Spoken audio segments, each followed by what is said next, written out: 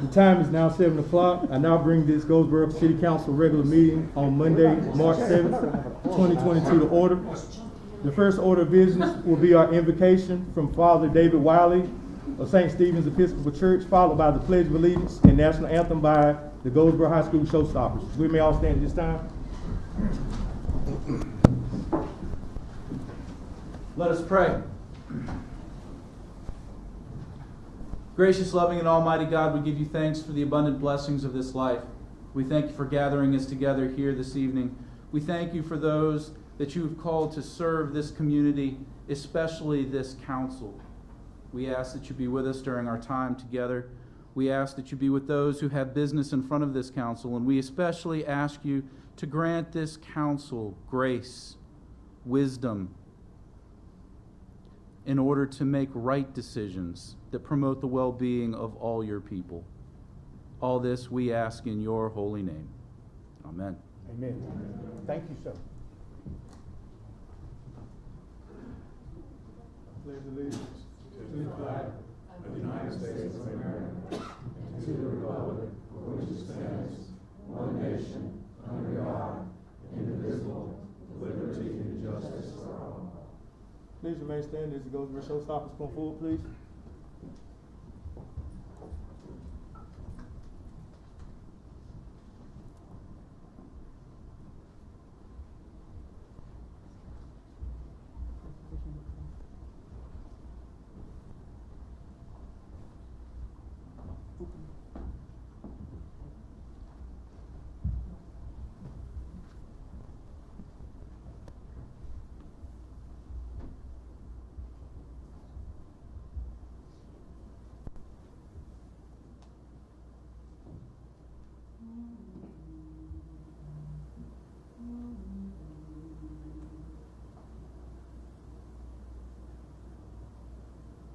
Oh, say, can you sing by the dawn's early light? Was the proudly we held, and the twilight's last gleam, whose broad stripes and bright stars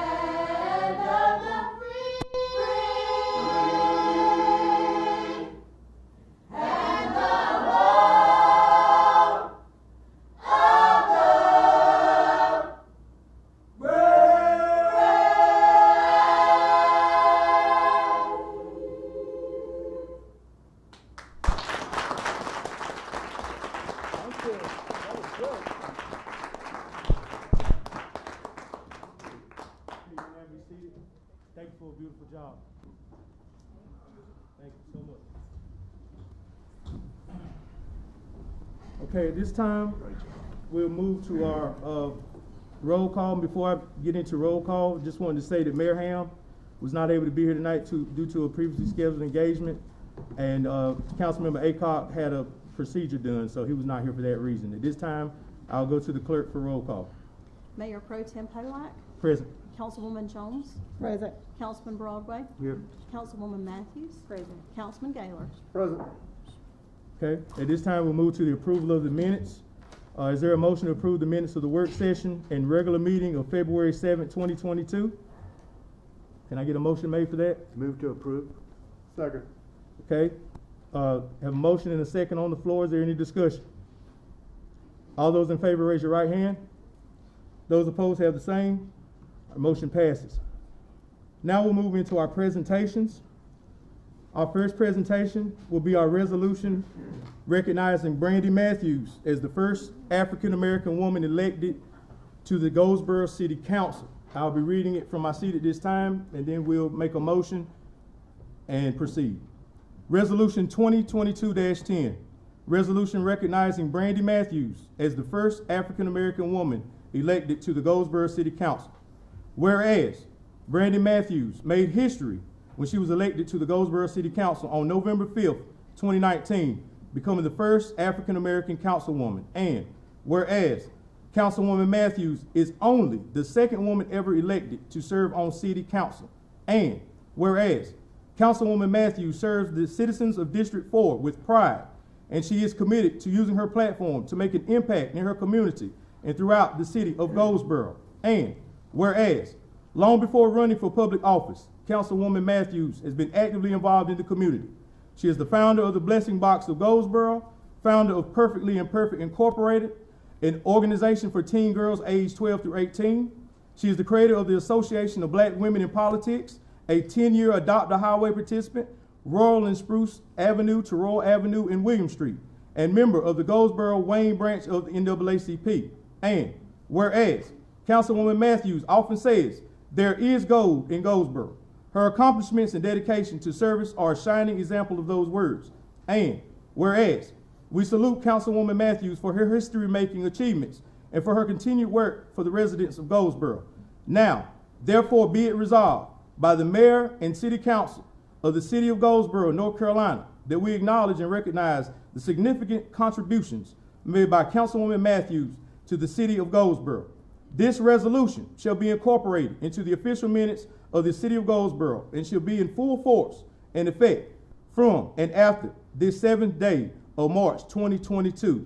Taj Polak, Mayor Pro Tem. At this time, I need a motion to accept this resolution. Move to accept. Do I have a second? Second.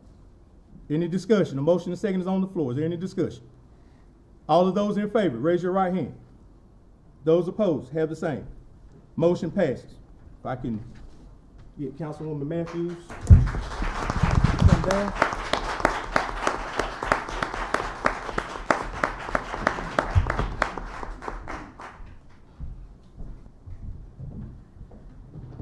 Any family, anyone that would like to come stand beside Ms. Matthews, she accepts her recognition.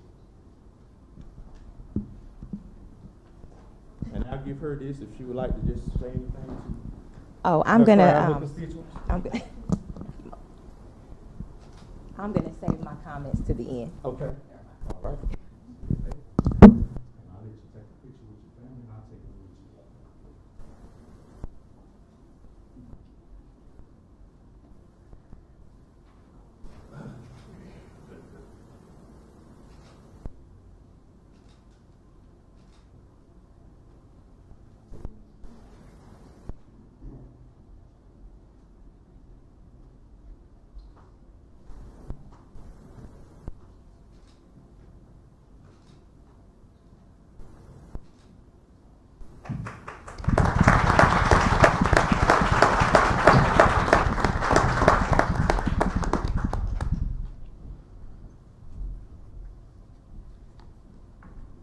Okay, next we have a resolution expressing appreciation for services rendered by Mr. Demetrius Spate as an employee of the City of Goldsboro for more than 24 years.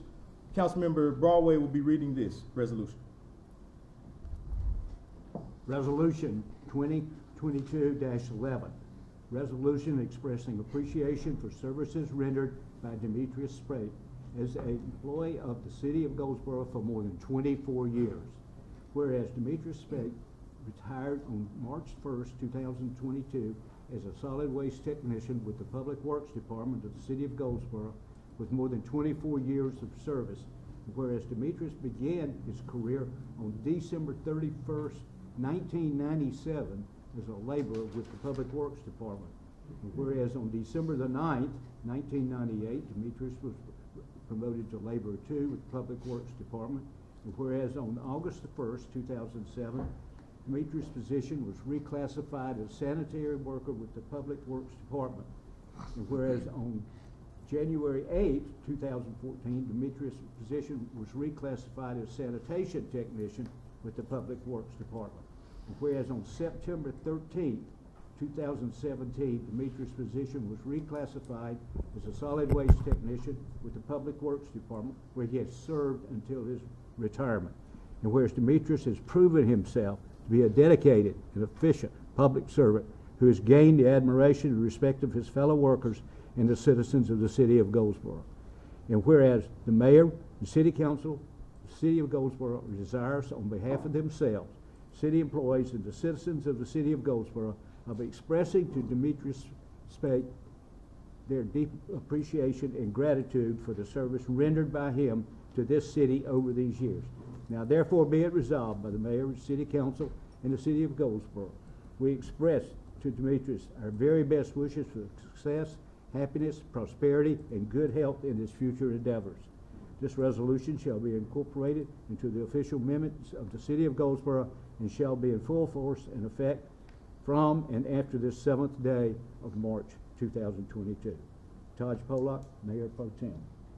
Okay, at this time, I need a motion to be made to accept this resolution. We have a motion? So moved. We have a second? Second. Okay, we have a motion and a second. Is there any discussion? If there's not, we'll take a vote. All those in favor of this resolution, raise your right hand. Those opposed have the same right. Motion passes. Is there anyone from the family of Mr. Spate or anyone that would like to come up on his behalf and speak? Okay. Come here up front, please, sir.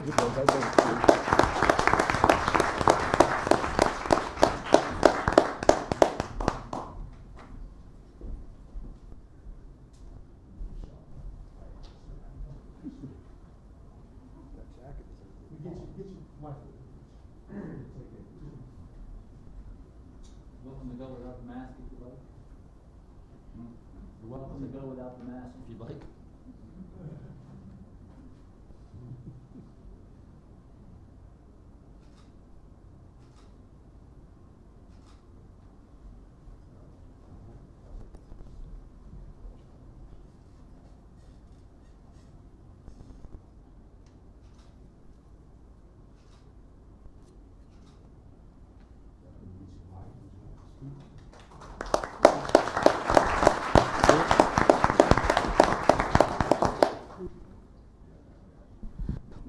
I like to thank God for being here. I've been 24 blessed, long, hard years, but like I said, everything must come to an end. I'm gonna miss all the employees that I work with, and we fought tooth and nail over the years. But it's time. It's a beginning of my new journey called let's just kick back and relax. All right, everybody have a blessed night. Be safe now. All right.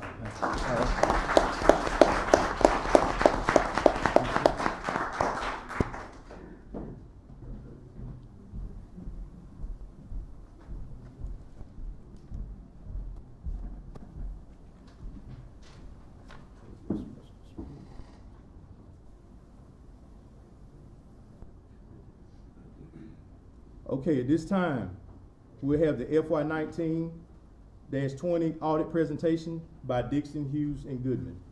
Please approach. Mr. John Franklin, check.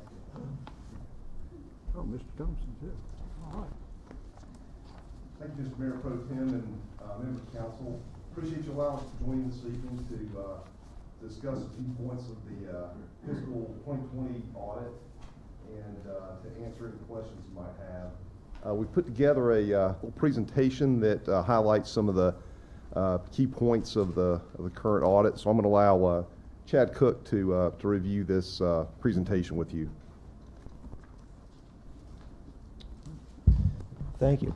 And before we get started, I just want to say thank you to Catherine, Tim, all the staff here at the city. Obviously, getting ready for an audit is quite the process. It's been a long couple of years going through the fiscal 19 and fiscal 20 audits. We know that they've had a big task, and so it's great to see the final report be issued and get 2020 put to bed. Let's see if I can get this clicker working. Here we go. All right, so to start off, we've audited the financial statements of the city as of June 30th, 2020. Our responsibility is to express an opinion on the financial statements and perform an audit to obtain reasonable assurance that they're free from material misstatement. In addition to the audit of the basic financial statements, we are also required to complete a compliance audit this year. Anytime the city has more than $750,000 in federal award expenditures or $500,000 in state award expenditures, you have to have a compliance audit conducted in accordance with the Uniform Guidance and the State Single Audit Implementation Act. This year, for the federal program, we had the Tiger 8 grant funds that had to be audited for fiscal 20, as well as the Powell bill for the state. Moving the wrong direction. Our report on the 2020 statements did express an unmodified or clean audit opinion on the fair presentation of the basic financial statements in all material respects. Our report can be found on page 1 to the annual comprehensive financial report. Catherine received a copy of that today. It should be uploaded to the city site soon if it has not been already. In addition, it's going to be going to the local government commission tomorrow. One thing we want to point out in that opinion, we did draw an emphasis, or we want to put emphasis on a matter that there's a paragraph in the audit report which draws attention to a restatement that was made to beginning net position. So that would be the net position in the utility funds as of June 30th, 2019. So a restatement of the beginning balances for June 30th, the year ended June 30th, 2020. It relates to accounts receivable as of June 30th, 2019 that had not previously been on the books. So actually it improved fund position in the utility fund as of June 30th, 2019. Our opinion on the 2020 statements is not modified with respect to that matter. So 2020 has been restated, or the beginning balances have been reflected in the beginning balances for fiscal 2020 audit. The next slide, we've got a quick summary of the general fund balance. This slide shows the total fund balance at the top of the general fund for the last 5 years, so beginning fiscal 2016 through 2020. You can see the fund balance has been declining. The next number in there is the fund balance available for appropriation. So you take your total fund balance minus the fund balance that's restricted or non-spendable to get to your fund balance that's available for appropriation in the next fiscal year. And again, you can see a downward trend there. So from 2016, it was about $7.5 million down to slightly under $3.5 million at fiscal 20. Total expenditures and routine transfers were at $41.6 million this year, so up slightly from, down slightly from fiscal 2019. And then at the bottom, you can see the available fund balance just as a percentage of the expenditures. So that's that this year, 3.469 available over the 41 million of expenditures, gets you 8.3%. North Carolina does have a statutory requirement of 8% as the minimum. So you can see that in fiscal 20, got very close to that minimum number. So obviously something to keep an eye on. I know that Catherine has discussed this in length with the council before, so just wanted to report that's where the final number came in for fiscal 20. The next graph just kind of shows those numbers. Again, you can see expenditures at the top. At the bottom is the fund balance available for appropriation. So you can see an upward trend in expenditures at first, but they've actually come down the last couple of years. But fund balance available for appropriation has continued to decline. Next, we've got the utility fund. The numbers we're pointing out on the utility fund is total revenues on the budgetary basis as well as total expenditures on the budgetary basis. You see that revenues have been increasing. Obviously, there was a rate increase effective in fiscal 20. So revenues were up to 19.3 million. Expenditures were 18.7, which is actually down from the last 2 fiscal years. And as a result, the working capital in the utility fund was up, so improvement in that fund. The next slide, again, is just sort of a graphical depiction of those numbers.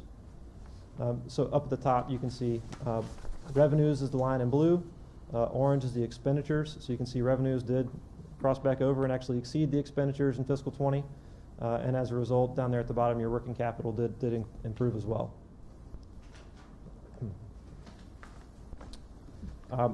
In accordance with the uniform guidance and also the Yellow Book or government auditing standards, we also have to issue compliance reports. Like I mentioned, we perform compliance audits over a couple of programs.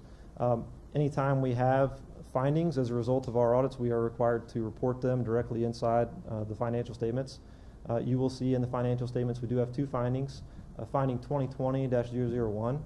This is a material weakness in internal controls over financial reporting finding. This relates to what we mentioned. There was a required restatement to the prior year balances for the accounts receivable that were not on the books at fiscal June 30th, 2019 that we had to bring on for this year's audit.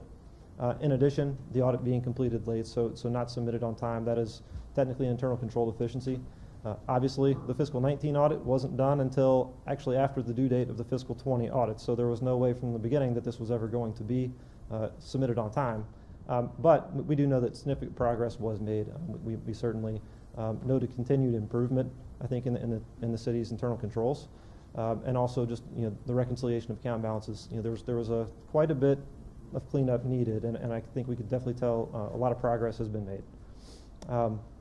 In the bottom, you can see management's responses. Again, this goes back to the fact that there was a retirement in fiscal 19 of some key management personnel.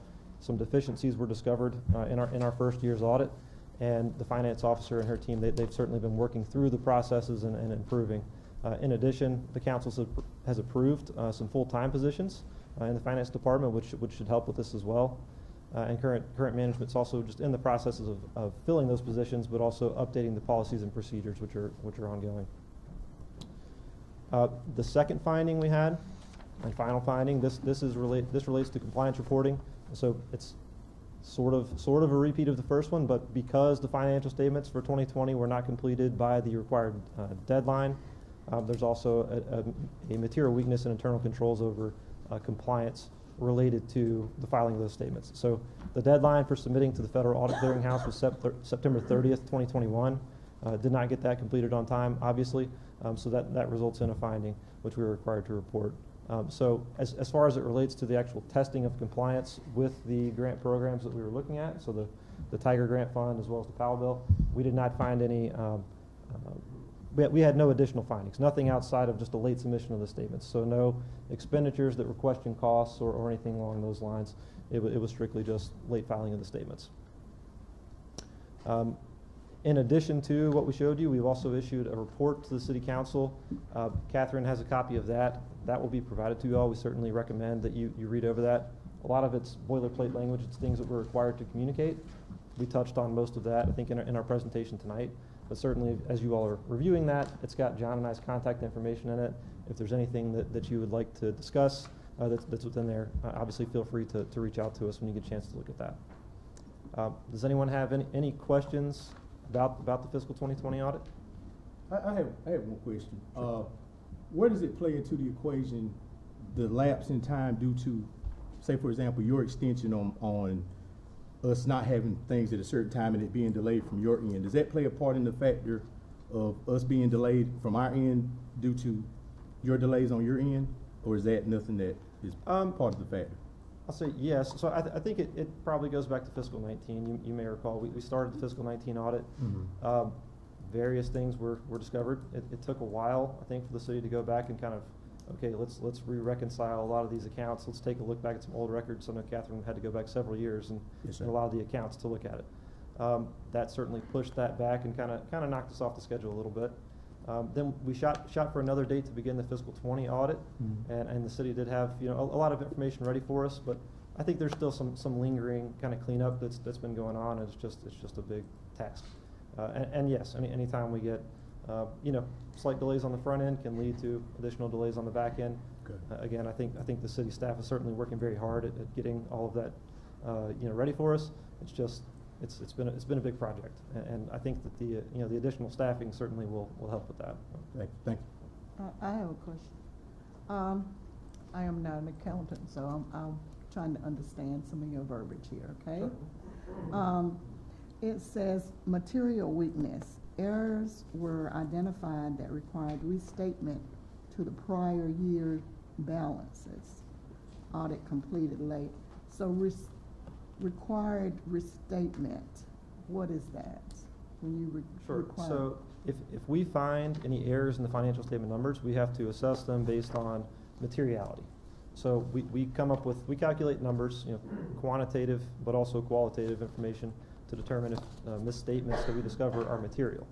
If they're material and they relate to prior periods, we can't adjust them in the current year. We have to go back and adjust beginning balances. So if we found, maybe an error in a journal entry that was as of June 30th, 2020, we could fix that this year and make sure the financial statements report it properly in the first place. But if we catch something that relates to a prior period, transactions that actually occurred before the beginning of the fiscal year under audit, we've got to go back and restate those beginning balances. So that's what that relates to. It was a large enough dollar amount that we thought it was material and we needed to restate as opposed to just running it through the current year numbers. Okay, thank you. Could you clarify what that was, Chad? The dollar amount? Mm-hmm.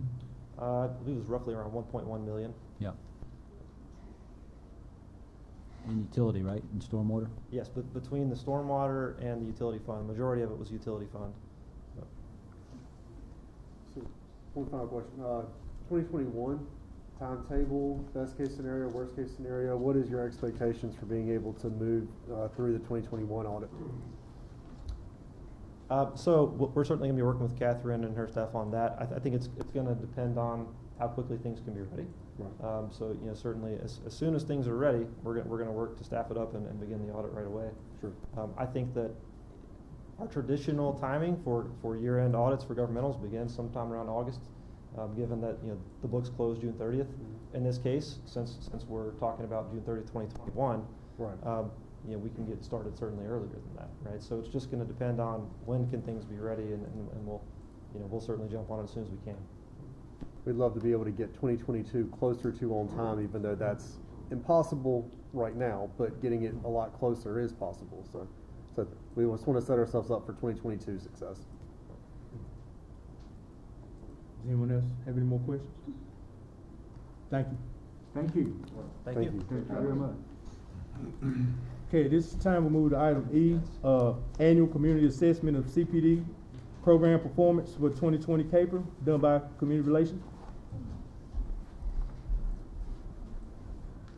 Good evening, Mayor Pro Tem, Council. Good evening.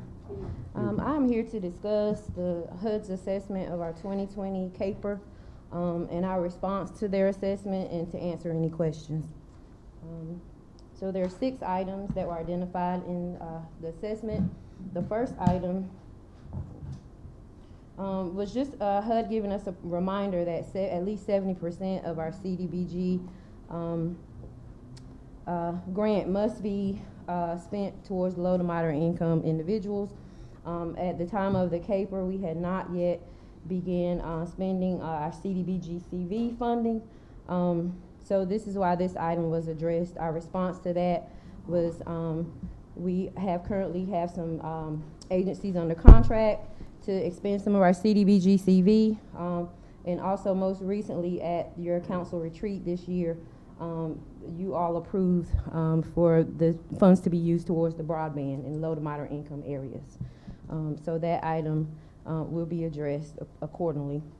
The second item was that we overdrew on the 20% of our CDBG for planning and admin.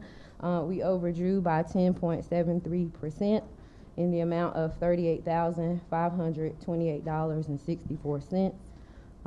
Just a little more details on that. HUD allows us to use 20% towards admin out of CDBG, and just due to some transition in staffing, as the city manager explained a few meetings ago, it was inadvertently a clerical error, and that is exactly what it was. So we repaid the money, but then HUD turned around and gave us the money back.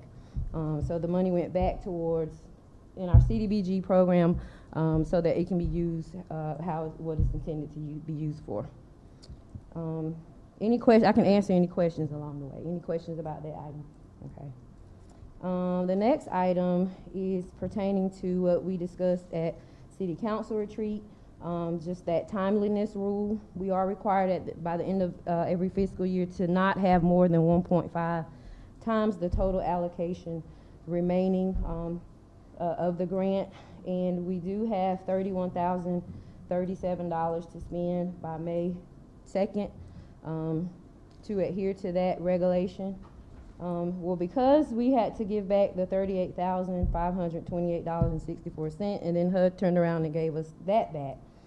That adds to the $31,000 $37 that we have to expend by May 2nd. So now we're at a total of $69,566 to spend by May 2nd of CDBG.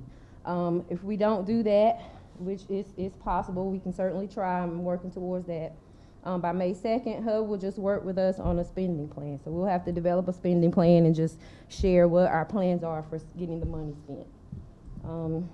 So it's not easy to just spend it in a month or two because there are thorough processes and procedures that have to be put into place with regard to expending HUD's money.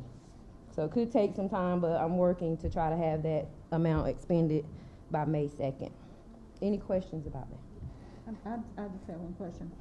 So has there been any communication within the city or for the HUD concerning the lateness of the audits?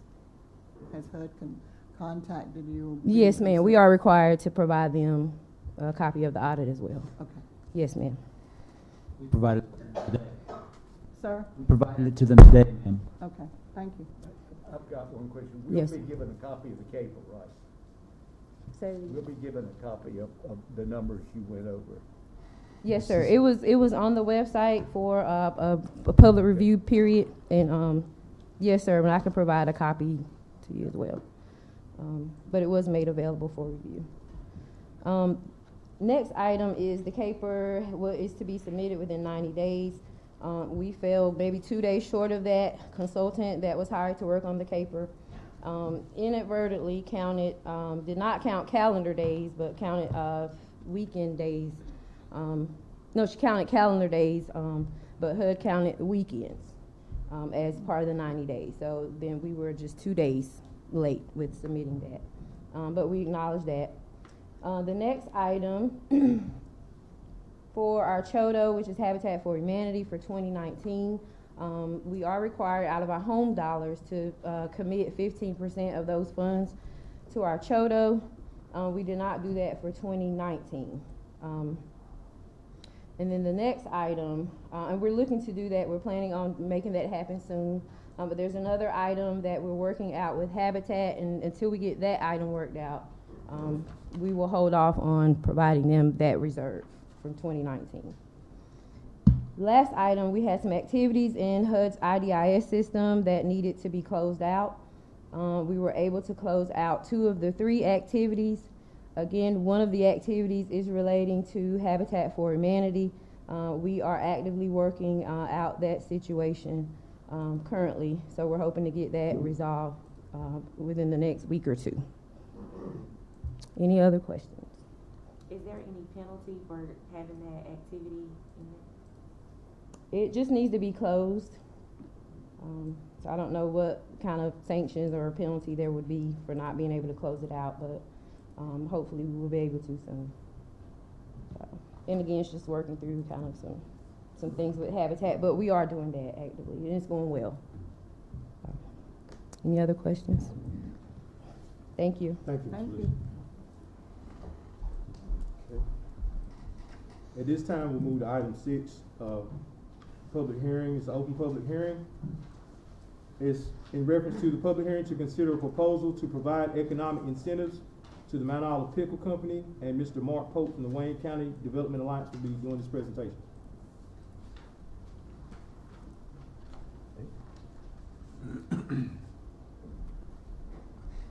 Hi, Mark. Good evening. Good evening. Good evening. So I'll just take you back a little bit of time to February 10th, talk about the announcement, one of the probably the largest one made in the city of Goldsboro and Wayne County. So Mount Olive Pickle, which is headquartered in Mount Olive, North Carolina, has operated in its namesake and hometown since founding in 1926, manufacturing the nation's best-selling brand of pickles, peppers, and relishes. Mount Olive annually packs and sells more than 230 million jars of product across the United States. The company's expansion will add 2 sites in Goldsboro, totaling more than 290,000 square feet, to support 3 or more production lines, warehousing, and distribution. Thursday, February 10th, the Department of Commerce grants a One North Carolina Fund awarded of $600,000 to Mount Olive Pickle Company. The company will create 167 new jobs over 5 years. The company will make an investment of $35.2 million in Wayne County and Goldsboro, plus another $10 million in buildings and building upfits. The average wage of the new jobs are $41,431. Wayne County is a Tier 1 county with a current average wage of $38,401. Financial support of the project includes North Carolina Rural Economic Development Division Building Reuse Grant of $200,000. The North Carolina Community College System customized training value of $200,400. Wayne County and the City of Goldsboro, those incentives being considered. Wayne County did approve their $600,000 on their meeting on March 1st. $600,000 would be considered tonight with the City of Goldsboro.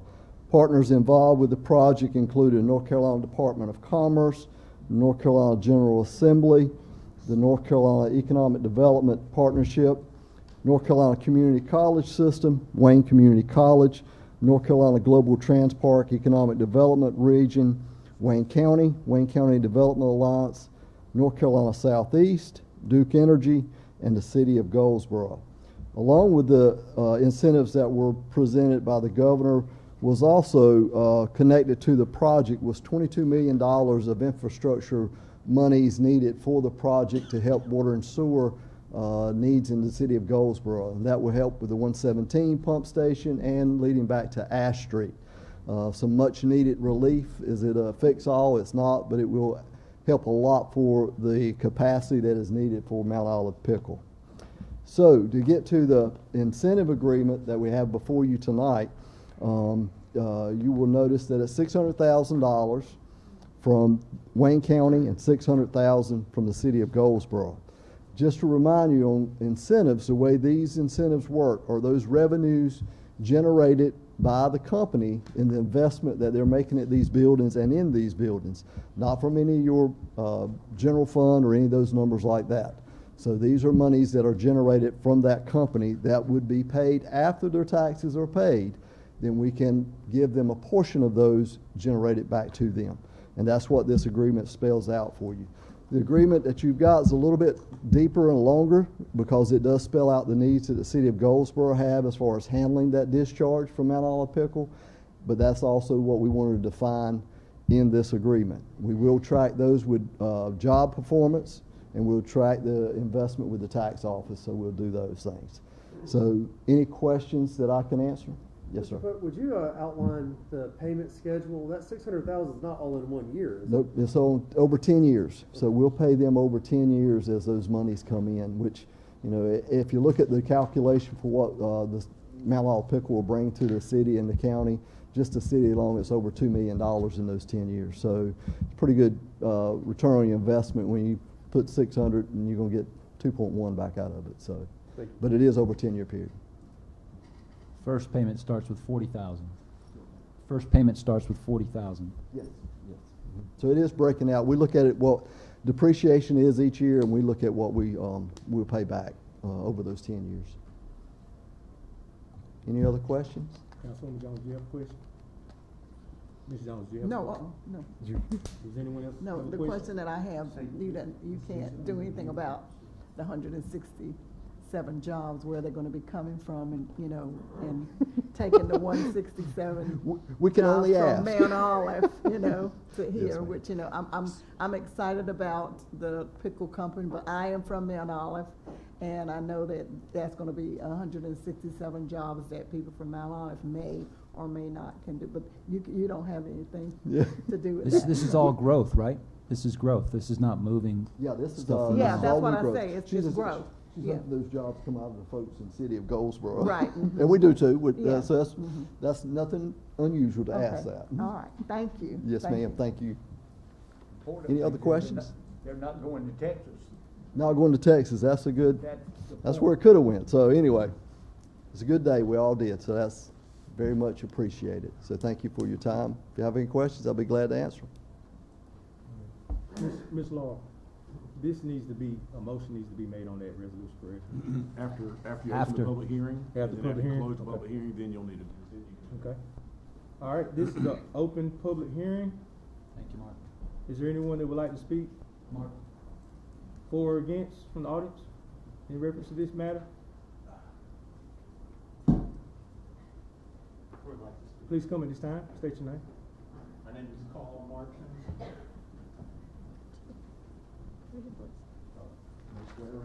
No, sir.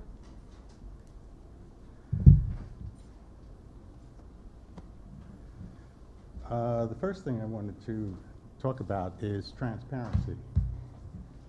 And I assume that notice of this public hearing was published in the newspaper, the News August, in accordance with the statutory requirements. But Yes, Yes, sir. yes, it was. I didn't see it on the city's website. And I don't subscribe any longer to the News August where it was published. Not only do I not subscribe, but there's a lot of people in Goldsboro who don't subscribe to it. So news of this was not something that was, I guess, readily made available to the public in order to consider it. And that gets into the issue of transparency. And I think that we could do, as a city, a better job of transparency if there are notices that come out on the city's website about advisory committee meetings and other hearings that they have. But this one wasn't put on the website, so I'm very disappointed about that. Another thing, it's being rushed through. And I understand there's a sense of urgency here, but I think that considering the amounts of money that are involved, there should be more feedback or more of an opportunity of feedback for the city. So in that regard, I think that we need to do more in Goldsboro, and we need to do better. I looked at the information that was on the website, and I also checked out the locations. And these two sites that are going to be set up are on the extreme perimeters of the city.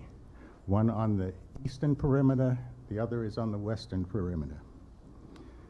There's no public transportation available for people in Goldsboro or in the county to be able to get there, and they are located closer to the county than they are to the city, which to me seems to indicate that in all probability there are going to be more county employees that are going to get these 167 jobs than city employees. And that's something that concerns me, because the city is taking a lot of the risk here in terms of dollars and cents in spending this. I hope that some arrangements, although I didn't see it, is going to be made to capture data on the actual number of employees that are hired, the job types, the residence of these employees, the race, sex, and age of these employees. Because I think this is an opportunity, and this opportunity should be made available and also given out on a fair basis to both city and county residents. I read also that Wayne County Development Alliance, which was pretty new to me, but I see there is such a organization. And I was looking at their board of directors, and I noticed that there are designees for Goldsboro. And of those 4 designees for Goldsboro, I think there's only one who actually lives in Goldsboro. I think the other 3 are not even residents of Goldsboro. So to me, that's kind of troubling that we have people on the board of directors representing Goldsboro who aren't actually residents of Goldsboro. I saw that Mount Olive has 3 designees on the board of directors. And one of those designees also is, I think, employed by Mount Olive Pickle Company. So there then comes in my mind, is there some conflict of interest that might be involved? And is that conflict brought, or the possibility brought up, discussed, and okay with the rest of the members of the board of directors? I see also that Wayne County has 3 designees, of which 2 are county commissioners. When you look back at Goldsboro, we don't have any council members on this board of directors. And one of the county designees, I believe it is the county manager for Wayne County. So we've got actually 3 people on the board of directors representing Goldsboro, representing Wayne County, the interest of Wayne County. But I don't see that we have an equal number of representation. So that's troubling to me. I did speak about what's at risk, and also looking at the shared revenues that the city and the county hopes to get from this. And I understand how these properties, when purchased, are going to result in property tax revenues that are going to come to the city and to the county.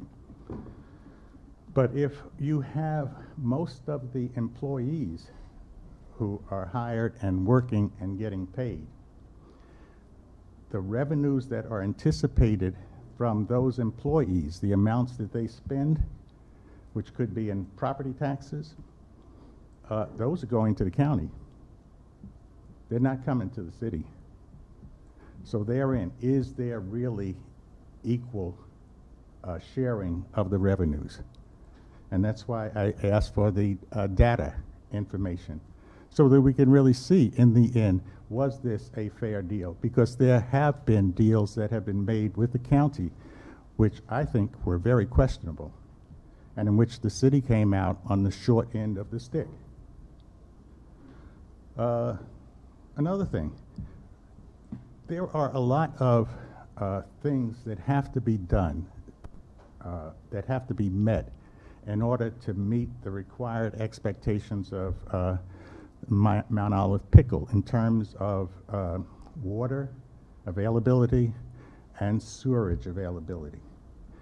And we have issues with that as far as what needs to be done. We've never done an assessment, as far as I know, of our systems to see where we stand. And it concerns me that we have such a short time window to agree here and no assessment as to what actually are the amounts that need to be paid, when the work needs to be done, and who's going to do it. So these are some of my concerns, and that's why I'm rather uncomfortable with the current arrangement under which this proposal has been made. Thank you.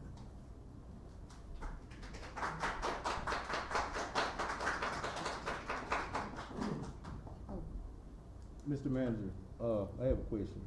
Yes, sir. Oh, I'm sorry. Does anyone else want to come up and speak?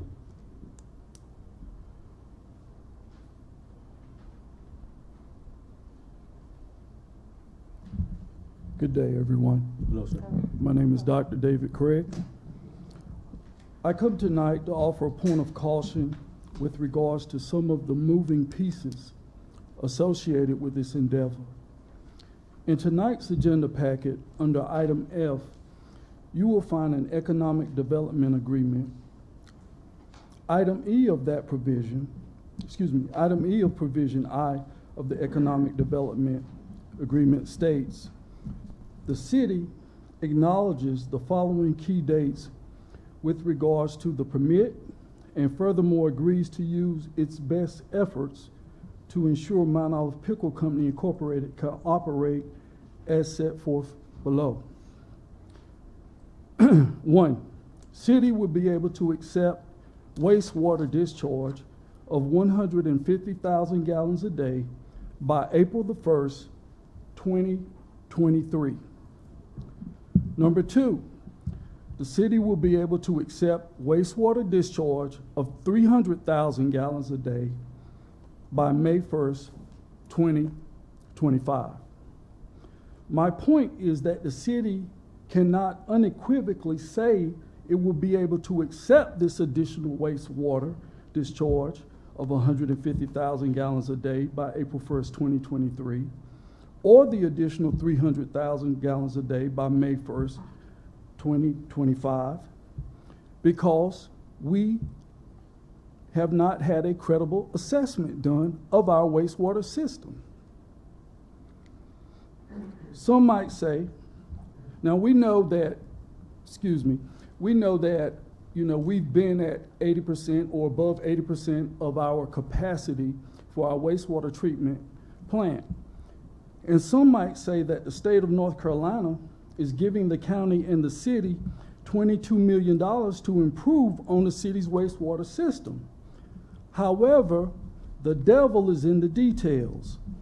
Item D of that same provision states, the city and the county agree to do all things reasonably necessary to facilitate the use of $22 million provided by the state of North Carolina and designated for use by the Wayne County Development Alliance for the exclusive support of Project Butter. Furthermore, city and county agree that the $22 million is intended primarily to fund the upgrade and improvements to the city's wastewater treatment system in a way designed to accommodate Mount Olive Pickle Company's plans, and will take actions reasonably necessary to ensure such use. So, that $22 million is not specifically earmarked to address the city's already existing issue of its wastewater treatment plant being over 80% of its 14.2 million gallon a day capacity. Based on the wording, it could be the case that the 22 million can only be used in a way that directly promotes the accomplishment of the city being able to receive the respective 150,000 gallons a day or the 300,000 gallons a day at the later date. In other words, the city and county may be precluded from using these funds to address or remedy the already existent deficiencies in the city wastewater treatment system and plant. So basically, you have a situation whereby the city may not be able to meet its obligations in the proposed Project Butter matter. But this is a situation that is being created in an ongoing fashion. I'm reminded of something you said, Mayor Pro Tem Polak. In speaking of the city's infrastructure needs, you spoke of the can being kicked down the road. Well, today I want to explain why some decisions which seem appropriate may be part of kicking that can down the road. To examine this, we just need to look at facts. The city has $8.8 million in funds from the American Rescue Plan. The city has not planned to utilize any of those funds to outright pay for the type of assessment that can be used to move our city forward in terms of addressing its wastewater needs. This includes item H of this evening's consent agenda: professional engineering on-call services for water treatment plant structural assessment.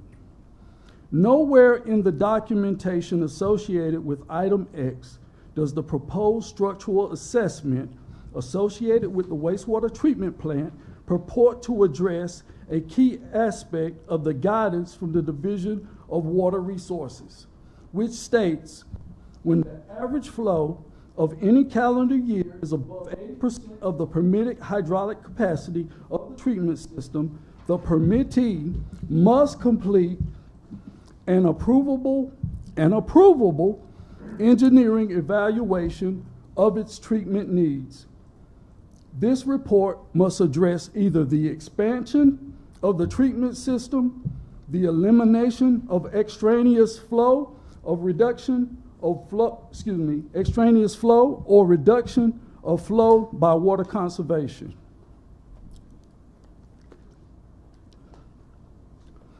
Because the proposed structural assessment of the wastewater treatment plant does not address this deficiency, item H should be tabled unless there are real structural concerns. The more appropriate approach would focus on a preliminary engineering report that identifies deficiencies in the wastewater treatment plant or system, and a preliminary design concept and site plan that addresses the identified deficiencies in question. We've been given a spiel as to how utility rates should be increased to pay for such improvements. However, no acceptable assessment has been performed to date. As Michael Wagner, the city's public utility director, stated at the June 10, 2021 Goldsboro City Council budget work session, the state has what's called the 80-90 rule. He says, excuse me for that, in layman's terms, that means once you are at 80% capacity, you have to have an engineering design done for plant expansion. Once you hit 90%, you are supposed to be pulling permits and you are supposed to have shovels in the ground. These items are not just required by the state of North Carolina. They too are the only items that should be used to justify any proposed rate increase in order to pay for upgrades in the wastewater treatment plant. So until these things are done, aren't we really still kicking the can down the road? At the Goldsboro City Council work session on January 10, 2022, the Public Utilities Director, Richard Fletcher, stated that the Public Utilities Department has been in negotiation with an engineering/consultation firm and their estimation for a full assessment mapping along with the creation of a priority-based capital improvement plan so that the city could effectively spend its money would be $3 million. He also said it could be done in 12 months, and he believed it was best that the city get it done by one entity so that these different engineering firms wouldn't engage in redundant activities. And I agree. Again, other than some overt indications that something is structurally unsound, item H ought to be tabled. Going back some 8 or 9 months, I've asked the city for copies of such assessments from consultation and engineering firms that specified the needed improvements which justified the proposed rate increases in order to update, fix, or repair the wastewater and water treatment systems. I almost conclude that I have been provided none because there is none. Indeed, before the state of North Carolina will issue permits to construct, enlarge, or improve upon a wastewater treatment plant, if there is a preliminary engineering report that identifies that deficiencies, there must be a preliminary engineering report that identifies the deficiencies in the wastewater treatment plant or system and a preliminary design concept and site plan that addresses the identified deficiencies. So what I say is this: let's stop kicking the can down the road. Let's use some of that $8.8 million in American Rescue Plan funds to know once and for all where we stand. Let's do it so that no potential positive economic growth can slip through our grasp. Let's do it so that our citizens can have faith that they are not just being used as pawns to further the agenda of elites, as they are asked to foot the bill for supposed spending that by all legitimate standards can't stand the test of real government scrutiny and oversight. If this deal with Mount Olive Pickle falls through, it is not because council refused to raise utility rates. It's because the city has failed in its responsibility to have the wastewater treatment system adequately assessed. Thank you.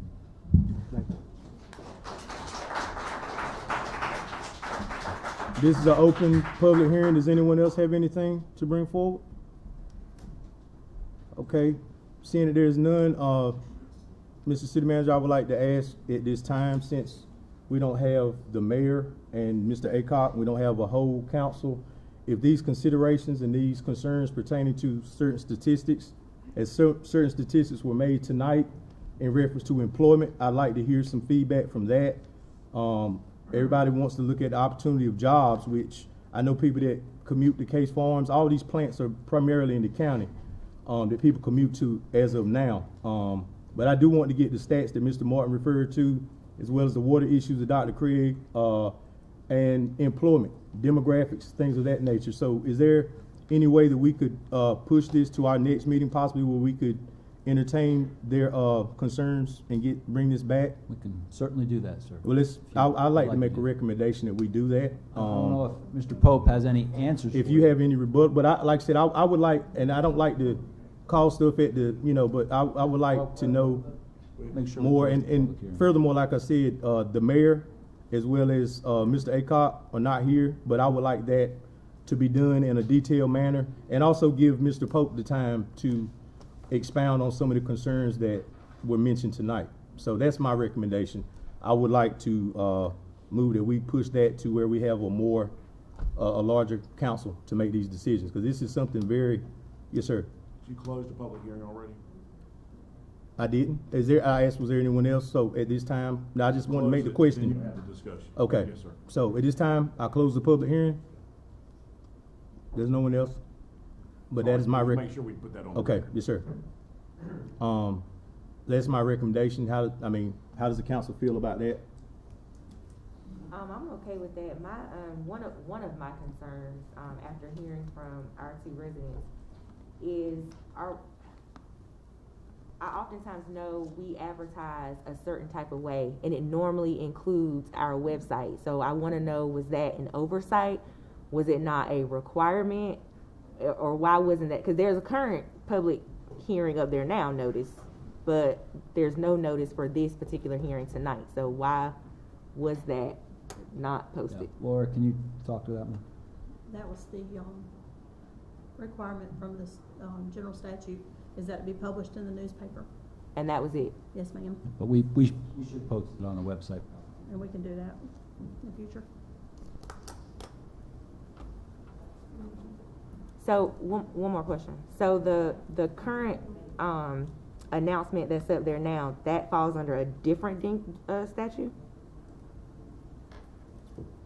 I'm not sure what's up there right now. Which one? I'm pulling up the website. About the Goldsboro Urban Area Metropolitan Plan.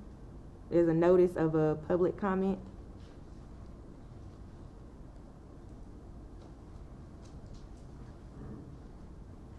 Is that something different? I'm not aware of that one.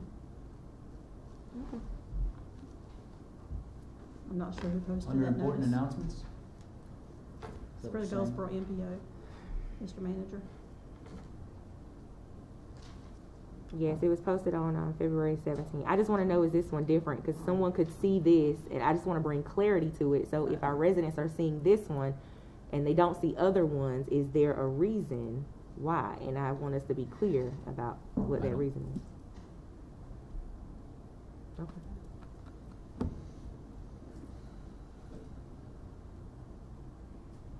I'm good.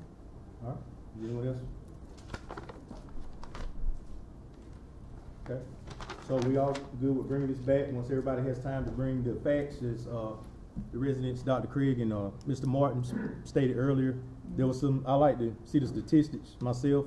As Okay. everyone knows, we want to have the money to come back to our city and our county. Currently, Case Farms and all the other plants are in the county, which a lot of citizens within the city work, but I would like to get more concise numbers on the, employment rates, which I'm sure the company could provide. How many people come from outside of Goldsboro, or X amount of areas to your current location? So I would like to bring that back at our next meeting.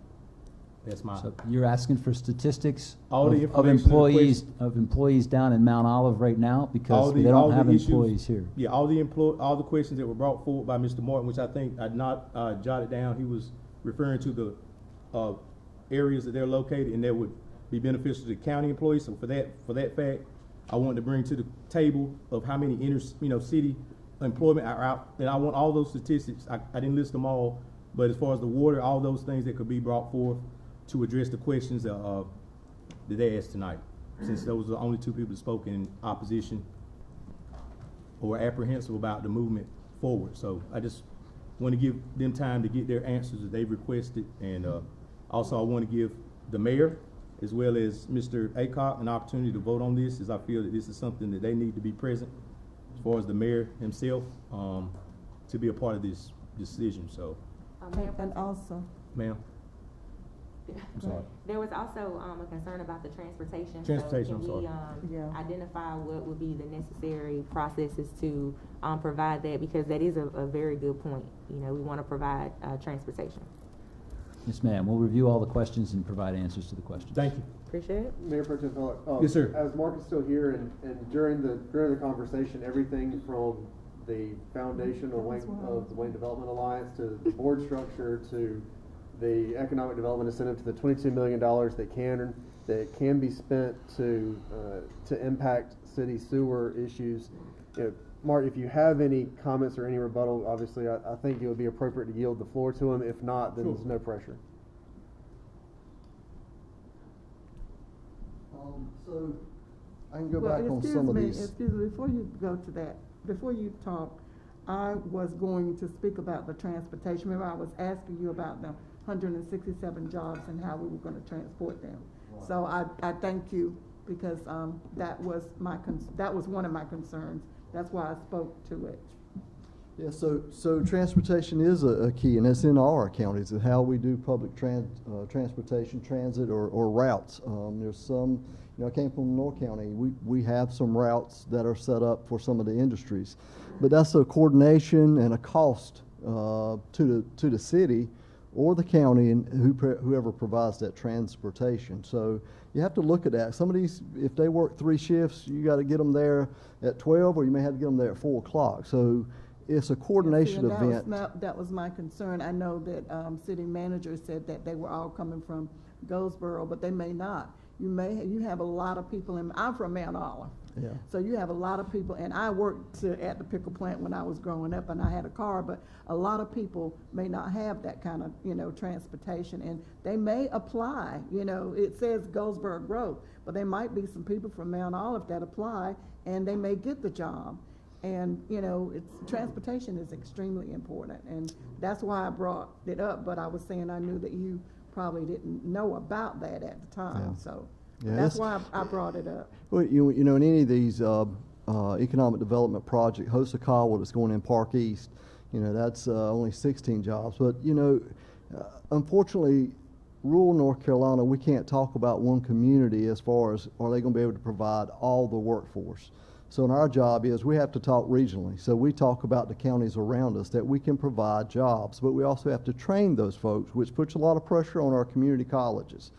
But we don't know where these folks will get those employees from. Who's willing to go to work? Who's willing to show up on time?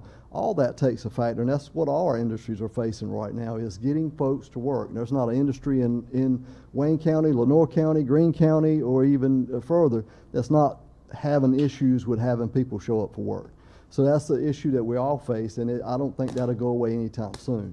So how do we do it in Goldsboro and Wayne County is, you know, number one, you got to find out where those people are, what time are the shifts, and how are you going to get them there, and is there, you know, public transit that can get them there? So you know, that's a hard question to answer. Mark, talk a little bit about Big Cherry, Little Cherry. That's where the bulk of that money's coming from the state, right? On the 22 million? On the sewage, on the wastewater treatment. So, you know, as I stated earlier, it doesn't fix everything, but it does run back to Ash Street, and it does take care of the 117 pump station, which should take care of all the capacity for Mount Olive Pickle, but help out with other things on the south side. It doesn't fix the north side, and it probably doesn't fix all the east side. But it is, and the reason it went through WCDA, the legislator said we want to go through a private nonprofit that can move faster than the local governments. You know, there's some times that have to be met, and that's what we've been charged to. So, you know, Withers and Ravenel, the architect and engineer firm that's been engaged, I think by the city was even over 6 months, probably 6 to 9 months ago, because of that 80-90 rule. So they've been engaged to look at those issues and what we need to do that. They also been involved with Mount Olive Pickle to see what is the flow and what is the discharge that they've got to have. So they've looked at these things for a good little time before even an announcement was made. It's ongoing. It's been ongoing for eight or 9 months. It is. And so we'll continue to have to look at that. It's gone out to bid. We're starting to receive bids. So we're moving forward with that because there is a tough timeline to meet. If we don't meet that timeline, then it doesn't do any of us any good. So we are under the gun to make sure things happen, to get the jobs and the investment for our area. So there's a lot to go with that. And I think one of the other questions was about WCDA. So WCDA was formed by bringing the C100s from all the Fremont, Mount Olive, Goldsboro, and the other Wayne County municipalities. It brought them together under WCDA. So WCDA's task, and we get the bylaws have just been amended, that we'll have a city council person that will be appointed, whether it's the mayor, whether it's one of you folks, whether it's the manager. We don't know that. But we try to get a fair representation of Wayne County as a whole on that board. That is a board from business people to some farmers to whatever. So that board's pretty diverse as far as where they come. Bankers are on there, so we try to do those things. Our task is to create product, create marketing opportunities, and protect our existing industries, whether that's retention, helping them to grow, expand, or whatever. So that's the duty of those of the WCDA. It's a very progressive and aggressive 501c3 that goes out try to create jobs and opportunities for the citizens of Wayne County, and that's in all of those folks. So I think, you know, it's a group that really will do the things that they need to do. I think somebody talked about whether there is a board member on from Mount Olive Pickle that did abstain from voting. That's just, you know, they're not going to do that, and I think that came forward. So how do we track the jobs?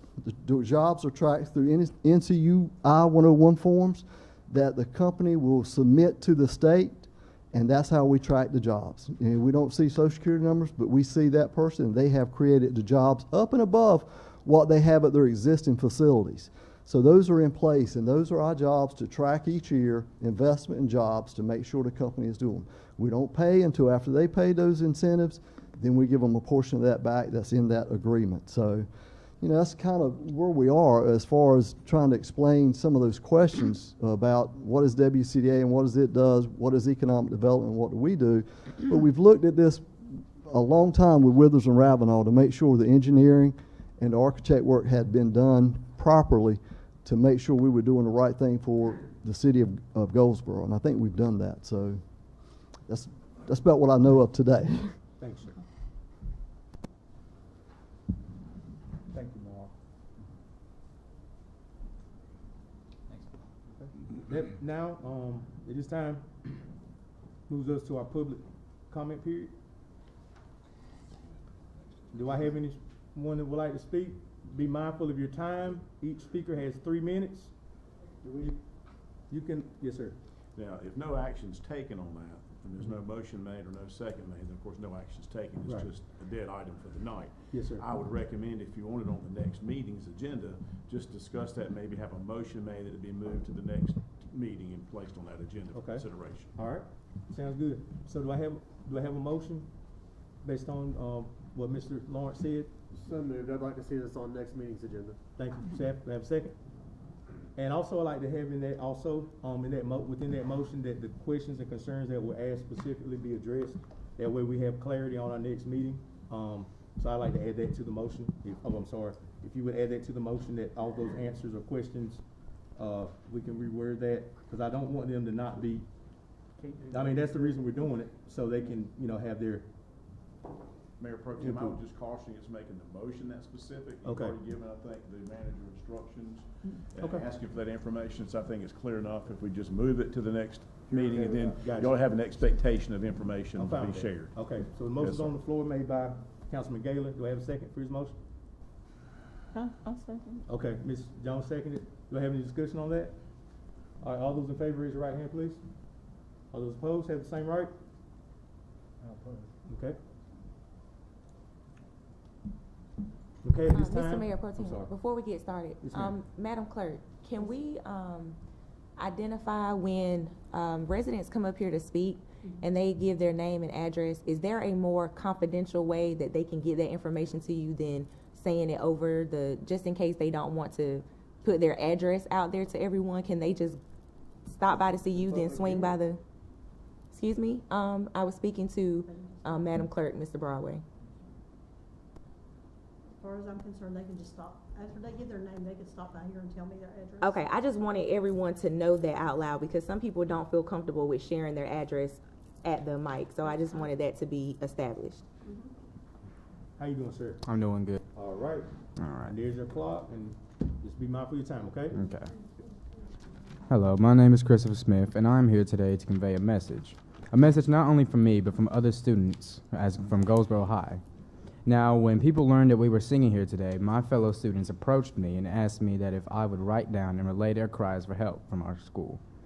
And when I looked at what they sent me, I realized the problem that Goldsboro has been a victim of for the longest. We have problems that people look over because they see Goldsboro High School and they think, oh, it's just Goldsboro, or it's so ghetto over there, the kids are so bad. But that's not true at all. This school is a historic building with a potential safety hazard. There's leaking ceilings, our only solution being placing a bucket in the middle of the hallway, barely working heating during winter, and no air during the summer, with windows being our only lifeline. Rats and roaches are just running freely around the building daily. Dead birds on the roof, as well as mold issues. We even have a problem with wasps now. See, last semester, there was always a wasp or two flying out of my English class's ceiling, because there was a hole in the ceiling. It's a whole thing. I am here on Goldsboro High's behalf to ask you, the city council members, and the mayor, for consideration in sending someone to inspect our school. How could we perform academically and continue to do great things like tonight if the school is not up to par? And did you know that we have one of the biggest auditoriums in Wayne County? And yet the city has done nothing to help with the roaches or the mold issues.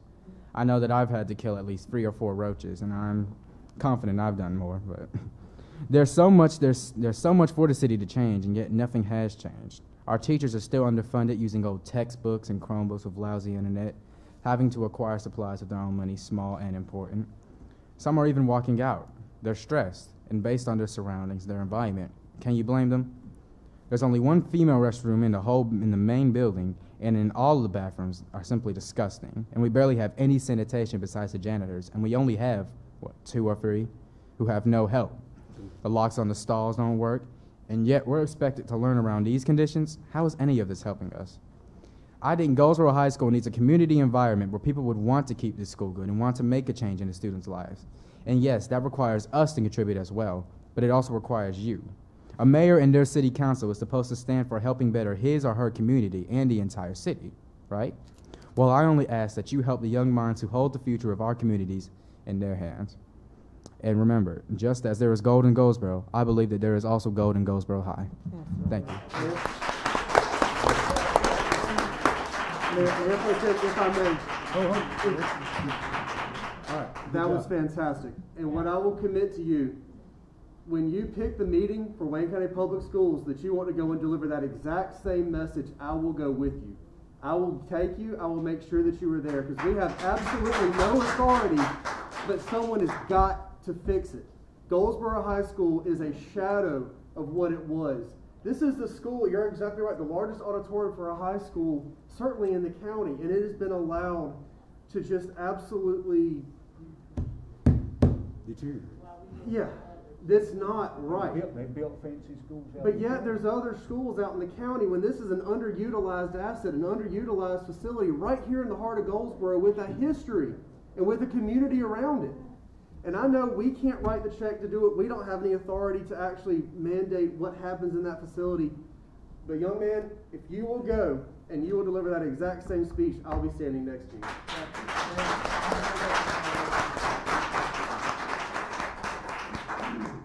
All right, young lady, the floor is yours. Good evening, City Council members. My name is Desiree Thomas, and I am a senior at Goldsboro High School, a school that used to be highly regarded, clean, and taken care of. A school that gave its students the necessary tools needed to survive in the adult world. But now it's a school that is mocked and looked down upon. The standard for this school particularly has decreased severely. And why is that? In its earlier days, Goldsboro High School was a school that was clean and decent, but now it's a school that turned into an establishment that no longer seems to value cleanliness. The level of cleanliness at my school during my time, there have been numerous problems regarding plumbing and sewage. For example, the bathroom in the field house for females has contained fecal matter for the past 4 months. So now we only have one stall in that bathroom. I can understand that things take time to assess and address accordingly, but there's no reason why we can't get someone to look at the toilets in 4 months. This school doesn't have a pest problem, but is fully infested with them, with not just roaches, but also ants, wasps, mice, and there have even been dead animals found in the library, and not to mention the fact that the auditorium has mold in it.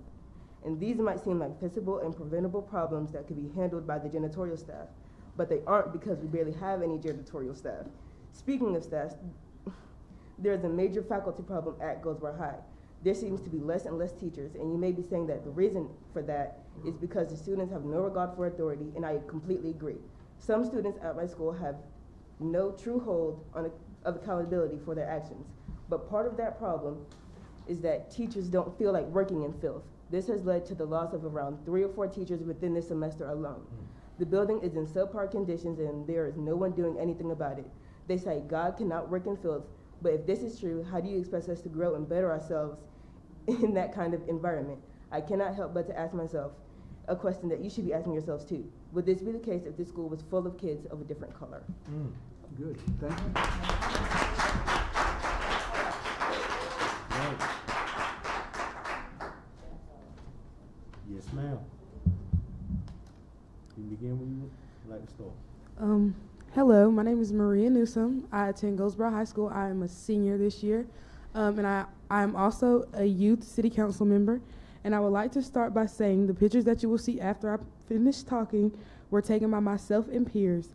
And I want to, as a city council member, I want y'all to have visuals. Goldsboro High is the only inner city high school in a historical part of Wayne County, but is also the most neglected. Goldsboro has been around since 1926. It was once a great school that our parents, aunts, uncles, and our teachers even went to and graduated from. But we do not get the same great things that they had. Like my peers said, it is often cold in the winter, and we have no heat, and when it's hot in the summer, we have no air. Imagine trying to go to school under those circumstances. If it's so historic, why do we not have the 2 basic needs that we need to really be able to focus and learn? But not only is there that, but like Desiree said, we also have a bug problem. And you can walk around the school, you can see the roaches, the ants, and the mice. And once more, we have, like she said, we found the dead bird in the library. I say that to say this: if our school is so important to the people, why do we not have the basic things that we need? Why do we not have the funding to keep our school clean in a place where students would actually want to be and go to learn? But thank you, but we have to leave. All right, get your slides, folks. Okay, here we have the slideshow for those in the audience and those at home. If you can look or access this from home where you can, sir, they still have one. Okay, so we can roll the footage at this time. And this is on the campus of Goldsboro High where I work. These are the classrooms that students are still in as you see the books under the desk. Okay? Is that tile? That's the original wood floor under the tile from 1926 when that building was erected. Those are the ceilings over the children's heads and the window sills. Peel and paint. Good gracious. That's the conditions. Yep. Window sill in the upstairs. I think that's my mom's old classroom actually. Yeah. It is. These are the ceilings. See the water damage? And this is now. It's been here for about a couple months. No, that's not beyond repair. No. Stairwell. That's the stairwell. Yes, sir.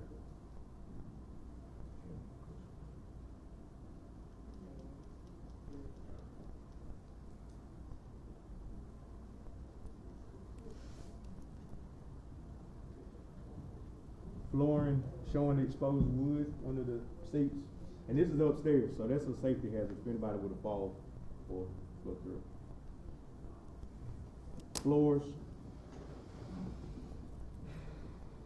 And that's the original floor from the 1920s under the tile. So we know how old that issue is.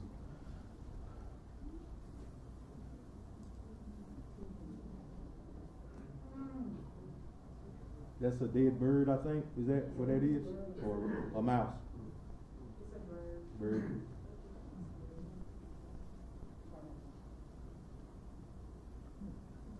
Fix things. We need Thank to you. fix things. Thank you for your presentation. Those are high school. Good job.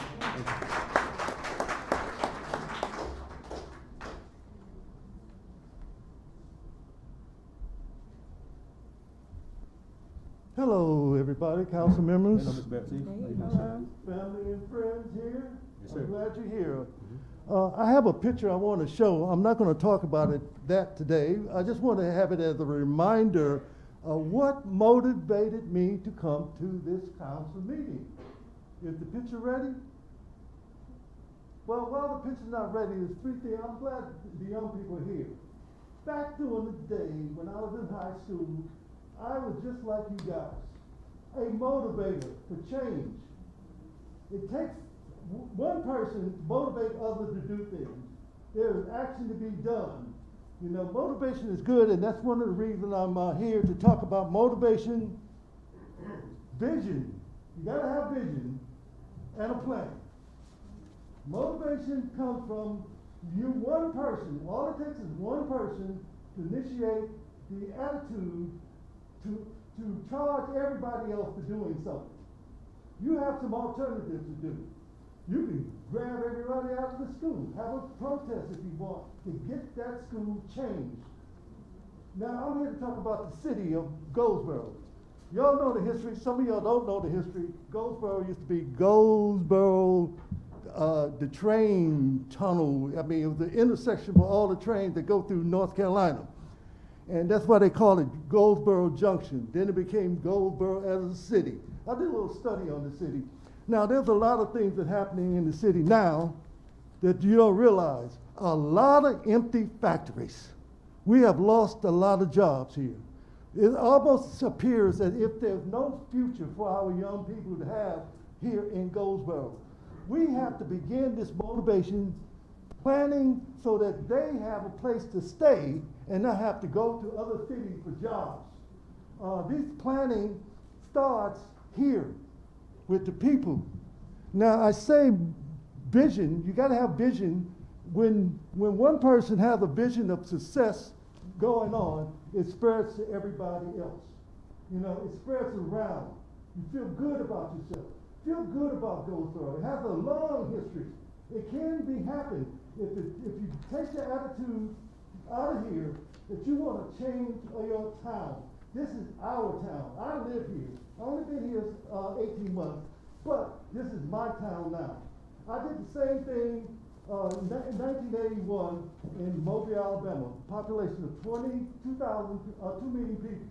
Downtown was pathetic. I had the attitude of wanting to change it. If you go to Mobile today, it is not just about the Mardi Gras, it is a Bible town. I did the same thing in Montgomery, Alabama. Montgomery, Alabama downtown was a sad place. All it took was the attitude of talking about it, motivating others to do something. Now, I'm not rich, I'm not an investor, but one thing I can do is make people feel like we can do something and make a change for our city. And that's why I'm here today. And y'all remember, this is the house that I want down. This is a very destructive house, and please get it done. Thank you. Thank you, sir. Thank you.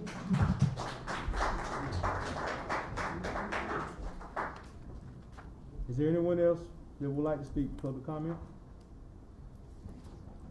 There being none, public comment period is closed. This time we'll go back to the consent agenda. Was it Okay. approved? I'm sorry. I had something to say. Okay, I'm sorry. Okay. On the consent agenda, I would like to take item K out of the consent agenda and move it for further discussion. Okay, is that a motion, Miss? Yes. Okay. Have a motion on the floor to remove item K for further discussion. Do I have a second to that? Second. Are y'all moving that to items for individual action? Yes. Okay. Just make sure, Okay. clarification. Is that what Further you wanna discussion have could to mean be- another day. To but be you wanna voted on do it tonight later. for item in the. Yes, Okay, yes. okay, gotcha. Okay, so I have a motion to move item K to items requiring individual action, and I also have a second. Do I have any more discussion on that? Because there being no discussion, all in favor, raise your right hand, please. Those opposed have the same right. Okay. Motion passes. We'll be moving item K to items requiring individual action. At this time, since we've done that, we'll have a roll call on the remaining items on the consent agenda. Sir, items G through M are presented for council approval, with the exception of item K, moved to items requiring individual action. Okay. Mayor Pro Tem Polak, Yes. Councilmember Jones, Yes. Councilman Broadway, Yes. Councilwoman Matthews, No. Councilman Gaylor. Yes.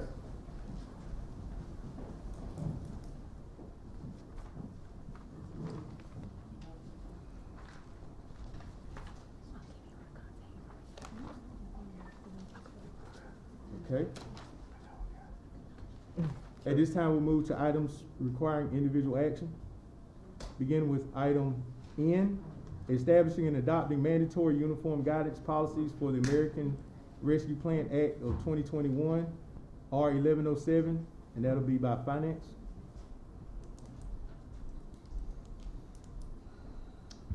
Good evening again, Mayor Good Pro evening. Tem and Council. Good evening. Okay, all right. So, at the council retreat, we discussed the ARP plan, and we discussed the way forward about how we actually start executing this $8.8 million. At this time, what we need to do is we need to adopt some mandatory policies that are going to be required of the city in order for us to execute the project of applying these funds to personnel, which, of course, as we discussed, we free up from personnel, we free up those funds so that the city can allocate and do other things, you know, whatever the city council wishes to do with that. So at the February 22nd retreat, council authorized staff to use what we call the standard allowance and that's up to $10 million, that we could apply it to one of the categories called lost revenue. And in that, we discussed that the lost revenue would be applied to personnel and benefits, which therefore frees up those dollars in order for the city to be able to do other projects. Now, at this time, it is necessary in order to comply with, as we discussed then, this uniform guidance that we're required to follow. As you heard our auditors talk about tonight when we talk about compliance and with federal and state grants, we've got the allowable costs and cost principles policy. And I had a little blurb that I was going to tell you a little bit about that. So the allowable costs and cost principles policy governs how we charge direct and indirect costs. It addresses proper classifications relating specifically to ARP and the coronavirus funds, and it enacts procedures to ensure that the proposed and the actual expenditures are consistent with what the grant award terms and of course all federal applicable uniform guidance. We also have tonight the eligible project policy, which addresses permissible and prohibited uses of the ARP funding specific just to the ARP. It outlines procedures for determining how the City of Goldsboro will use those ARP funds with proposed projects. We've also included a financial management and internal control policy, which is a document that the management, that shows that the management of the City of Goldsboro has fulfilled its responsibility for implementing and maintaining sound and comprehensive framework of internal controls. Internal controls, as you know, are vital for identifying and addressing major performance and management challenges and the areas of greatest risk of fraud, waste, abuse, and mismanagement. I will say that this financial management internal control policy is citywide. This is not just pertaining to ARP or the CLSRF funds, whereas all of the rest of these policies just pertain strictly to the ARP. This has not been done before with the City of Goldsboro. This is something that it's needed to have been done for a long time. Obviously, y'all know I've been busy trying to work out other issues. So I'm glad this has come about because we have needed to do this, and it needed to be recognized and affirmed by the council. So I'm glad that we are able to bring this internal control policy to council for approval, because I think it's critical in us being able to move forward and doing things the way that we should be doing. So it has not ever existed before today, okay? We're also addressing a record retention policy which defines and the records and the corresponding responsibilities of the City of Goldsboro with regards to the ARP.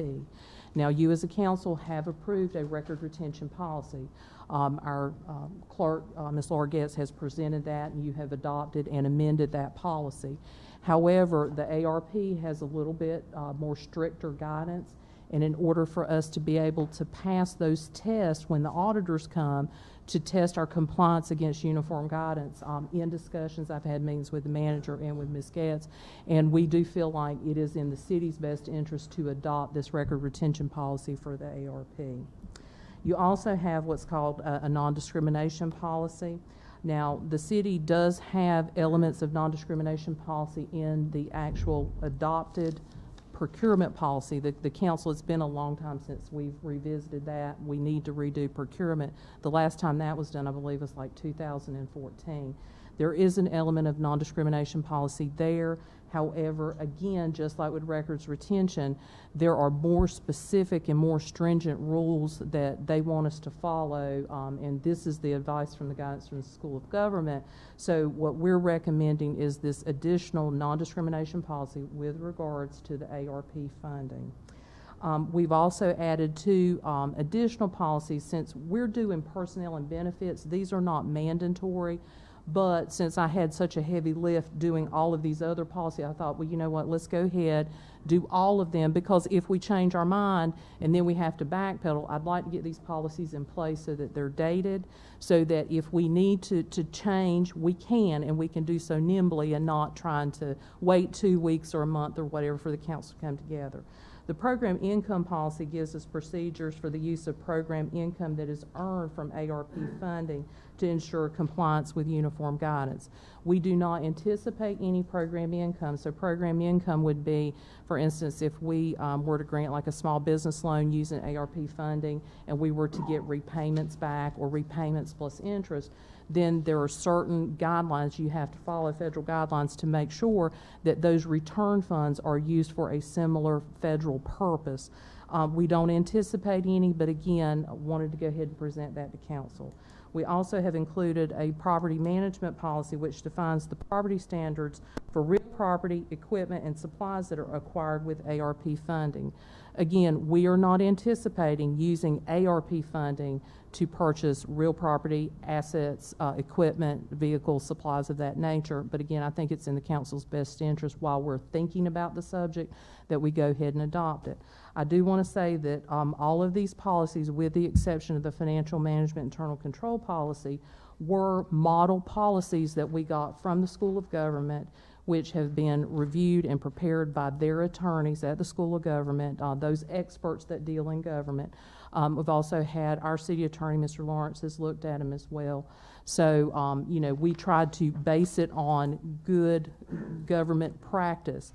Our financial management internal control policy actually shared from a sister town that provided it, and I'm very grateful to for them to provide it, because all of these policies, and it's like 50-some pages. It's just a tremendous amount of work, and we really appreciate it. And that's the great thing about government, is that we can share information to help each other out. So that's what I have as far as the policies go. If you have any questions, I'll do my best to answer them. If I can't, then I'll have to get back to you on them. So. Does anyone have any questions for Ms. Catherine? Okay, we're gonna need to make a motion, to approve this resolution. Do I have anyone that's willing to make a motion to approve the resolution as stated? I make the motion that we approve to establish and adopt mandatory uniform guidance policy for the American Rescue Plan of 2021. I have a motion, do I have a second? Second. Okay, do I have any discussion? All those in favor, raise your right hand. I'm sorry. I know I stepped out.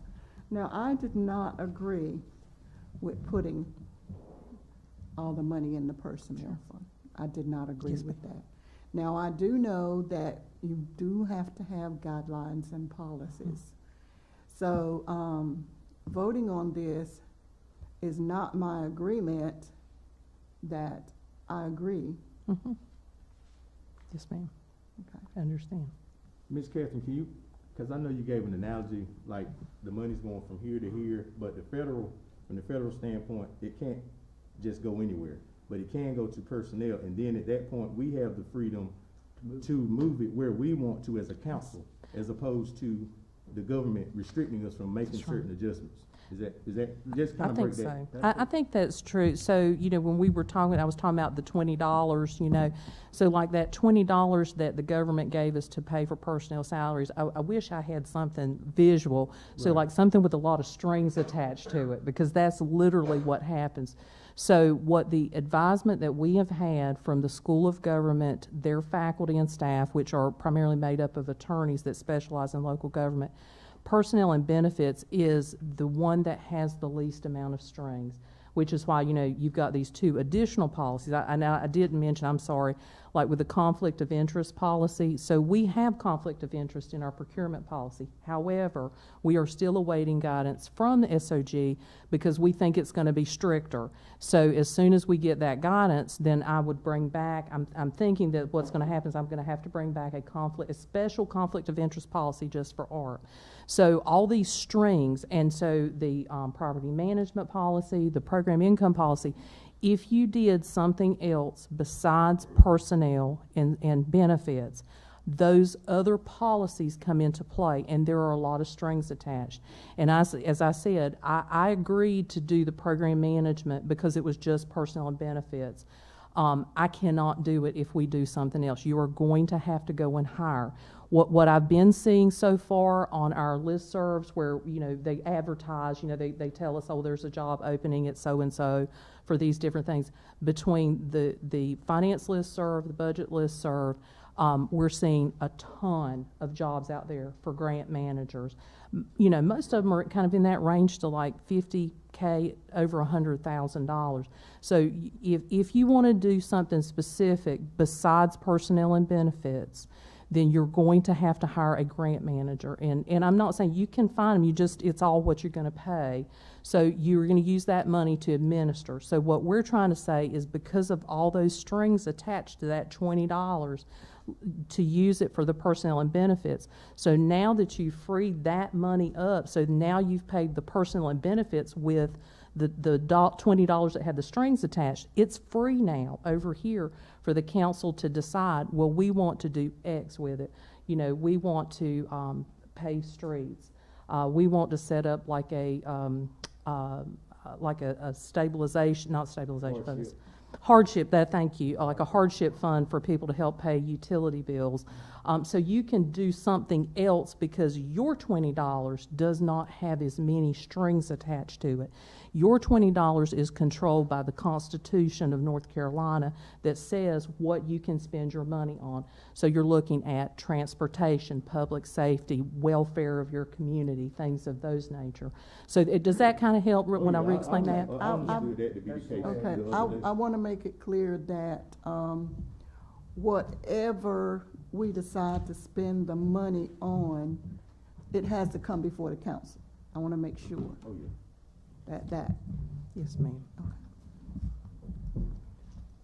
Is there any more discussion? Okay, all those in favor of the resolution, raise your right hand. Of my motion. Of the motion, I'm sorry.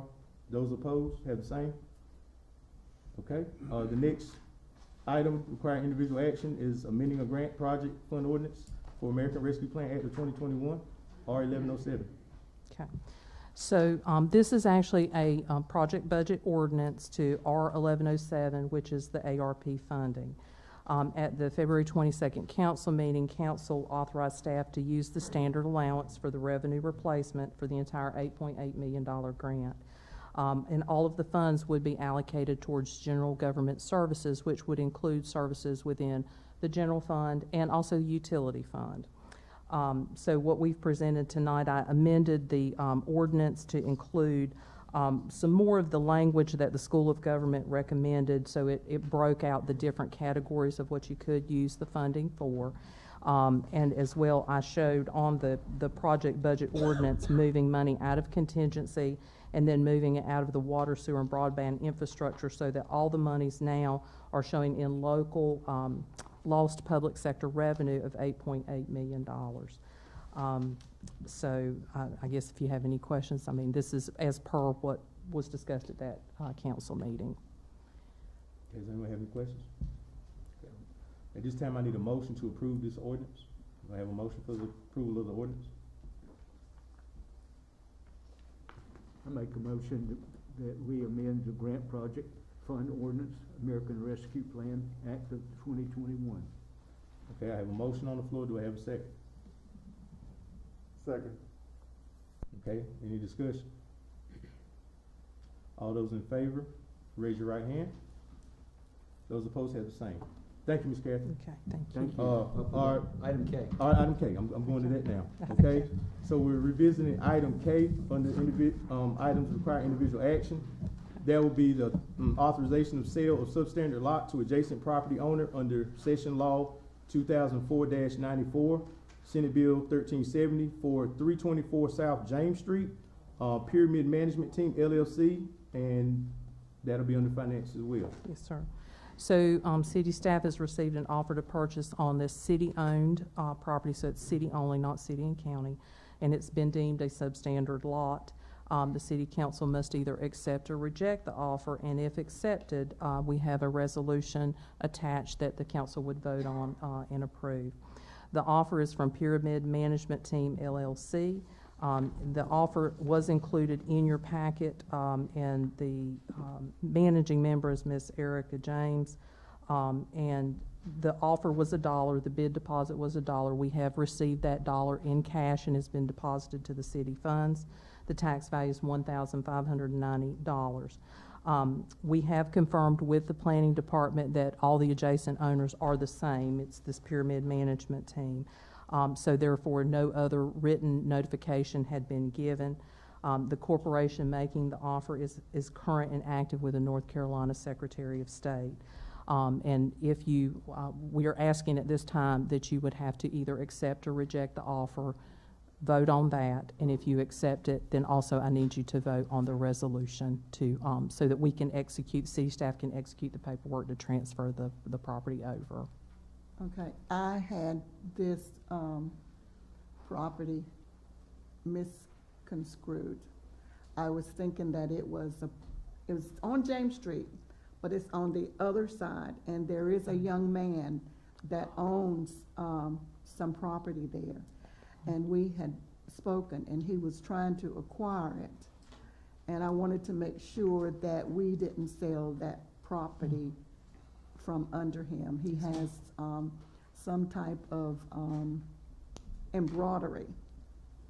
But I had a chance to look, and I see that this property, I mean, there's nothing else, no one else can do anything, you know, Yes, ma'am. with it. So, I would recommend that we do accept it. Okay, so, is that a motion, Ms. Jones? And I'd Yes, like to sir. word it the way you like to have it worded? Yes, sir. I just make a motion that we accept, the property as listed. Okay, we have a motion, Accept the offer. sir? Accept the offer. The offer, okay, yeah. Okay, all right, so we have a motion on the floor, do I have a second to that motion? Second. Okay, is there any discussion? Okay, at this time, all those in favor, raise your right hand, please. All those opposed, same right? Okay, motion passes. Okay, And then can I have you, do they not need to also do that You're for the gonna need to, you've done it resolution? first. Yes. You've accepted. Now Yes. you need to do the Yes. rest. So I need you to, I need a motion to accept the resolution. okay, I Yes, need a and- motion to accept the resolution as previously stated. I move that we accept the resolution as previously stated. Do I have a second on that? Second. Okay, have a motion and a second. Is there any further discussion on the resolution? Okay, all those raise your right hand, they're in favor. Opposed, have the same. Thank you. Thank you, Ms. Catherine. All right. Thank you, Captain. This time we'll move to the city manager's report. Yes, sir. North Carolina Governor Executive Order 253 is effective today, and the Office of State Human Resources is directed to make face coverings generally optional in cabinet agencies. CDC has also provided guidance on February 25th, so COVID-19 community levels guidance helped communities decide what prevention steps to take based on the latest data. If the reading is high in your local area, you should be wearing masks indoor and public. If it's medium, if you are at risk for severe illness, talk to your healthcare provider about whether you need to wear a mask or not and take other precautions. And if low, there's no mask recommendation. Right now on the CDC website, Wayne County level community transmission has reduced from high to substantial, which would be in the medium range. And the North Carolina Department of Health and Human Services, Wayne County cases are 128 per 100,000, are among the lowest in the state. So I just ask council to consider that going forward. Thank you. Sir. And the Commission on Community Relations and Development will meet tomorrow night to develop the city's annual action plan. And I'd like to thank everyone for participating in the Citizens Academy. The staff have done a great job with those presentations. On this Thursday at 6 p.m. will be the final meeting, session, and graduation. Thank you to all those who participated. Thank you. Yes, sir. This time we'll move to our ceremonial documents. I'll be reading the first one, resolution expressing appreciation for services rendered by Franklin Boswell Jr. as an employee of the city of Goldsboro for more than 22 years. Resolution number 2022, resolution expressing appreciation for services rendered by Franklin D. Boswell as an employee of the city of Goldsboro for more than 22 years. Whereas Franklin D. Boswell retired on March 1st, 2022 as an interim engineer with the Goldsboro Fire Department, the city of Goldsboro, with more than 22 years of service. And whereas Franklin began his career on February 23rd, 2000 as a firefighter with the Goldsboro Fire Department. And whereas on June 21st, 2017, Franklin was promoted to senior firefighter with the Goldsboro Fire Department. And whereas on December 15th, 2021, Franklin was promoted to the position of interim engineer with the Goldsboro Fire Department, where he has served until his retirement. And whereas Franklin has proven himself to be a dedicated and efficient public servant who has gained the admiration and respect of his fellow workers and the citizens of the city of Goldsboro. And whereas the mayor and city council of the city of Goldsboro are desirous on behalf of themselves, city employees, and the citizens of the city of Goldsboro of expressing to Franklin D. Boswell their deep appreciation and gratitude for the service rendered by him to the city over the years. Now, therefore, I be it resolved by the mayor and the city council of the city of Goldsboro, North Carolina, that we express to Franklin our very best wishes for success, happiness, prosperity, and good health in his future endeavors. This resolution should be incorporated into the official minutes of the city of Goldsboro and should be in full force and effect from and after this 7th day of March 2022. At this time, I need a motion to adopt this resolution. So moved. Okay, I have a motion to adopt. Do I have a second? Second. Is there any discussion? All those in favor, raise your right hand. Thank you. Motion's adopted.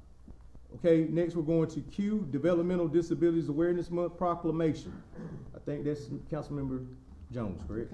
Okay, should we read this? Whereas Public Law 99-483, enacted by Congress in 1987, designated the month of March as National Developmental Disabled Awareness Month, and whereas a developmental disability is likely to continue indefinitely and limits the individual in 3 or more of the following areas: self-care, receptive and expressive, language, learning, mobility, self-direction, capacity for independent living, and economic self-sufficiency. And whereas developmental disabilities awareness encourages people to understand that when people with disabilities are welcomed by the community, everyone wins.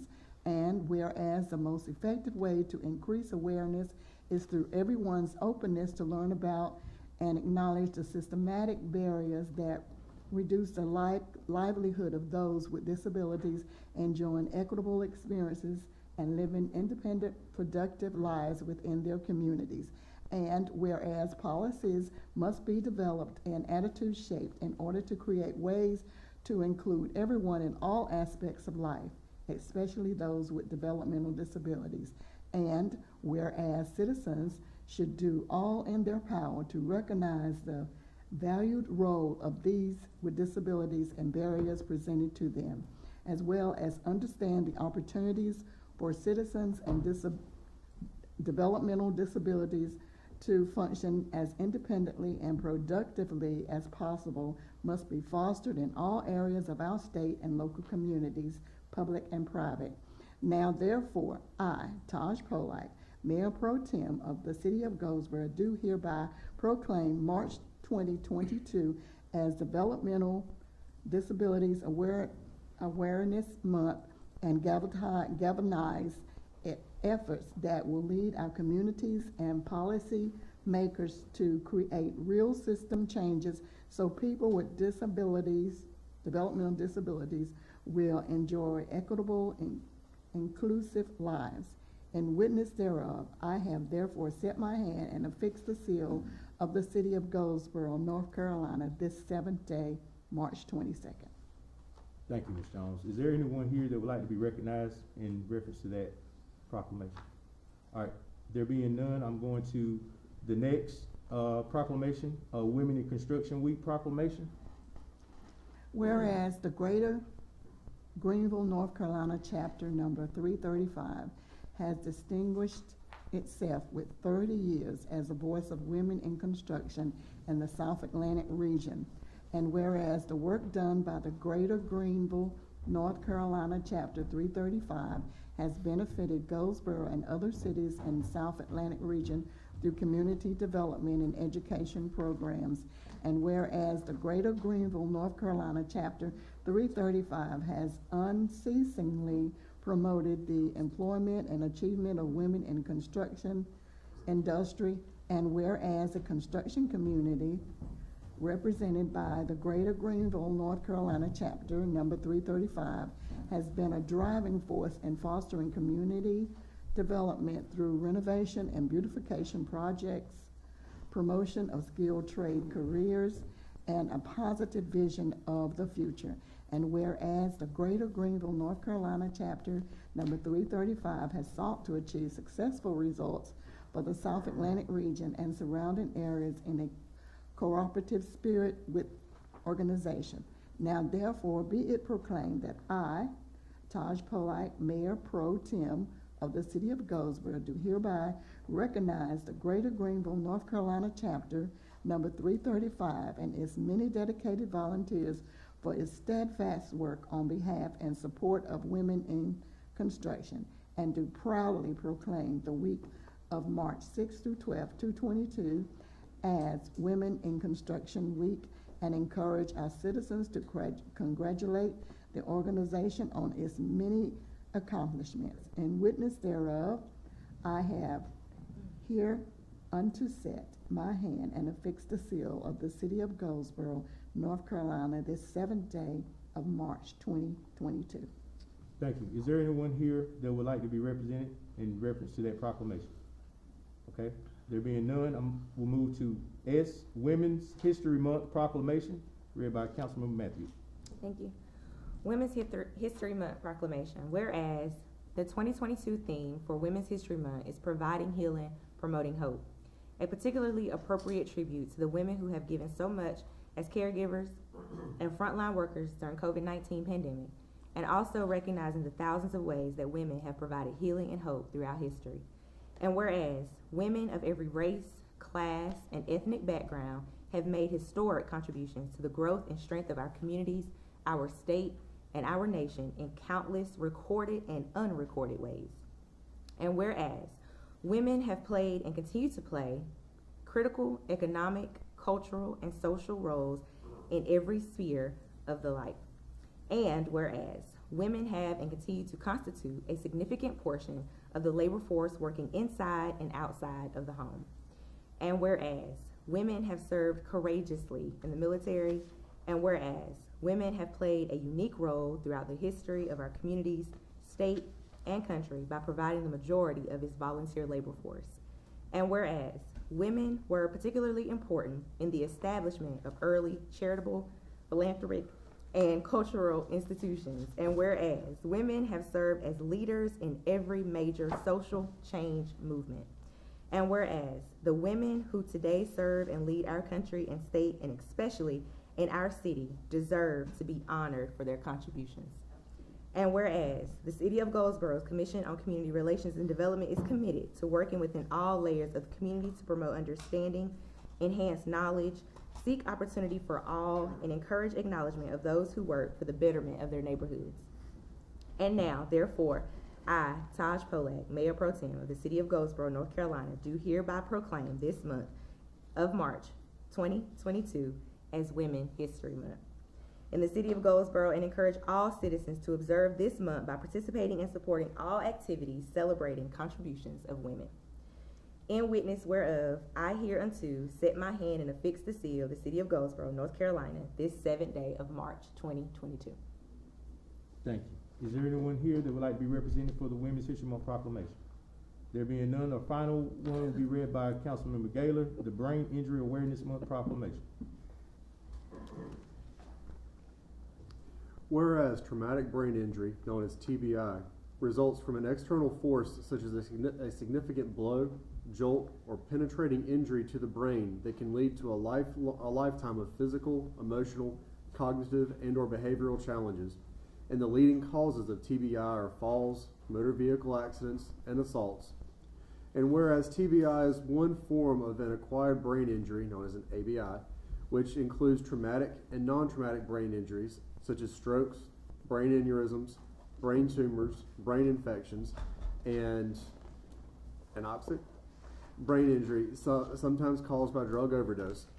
And whereas over 80,000 people in North Carolina will sustain a TBI this year, and many survivors will be left permanently disabled, public awareness and understanding of the dangers, prevention, and treatment of these injuries and effects on the family are critical to help protect the people of our state.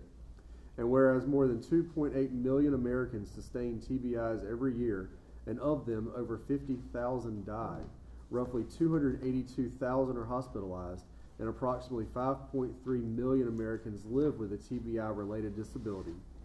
And whereas an estimated more than 10% of all contact sport athletes sustain a concussion yearly, and as many as 50% of all concussions go unreported, due in part to a lack of understanding of the signs and dangers of brain injury.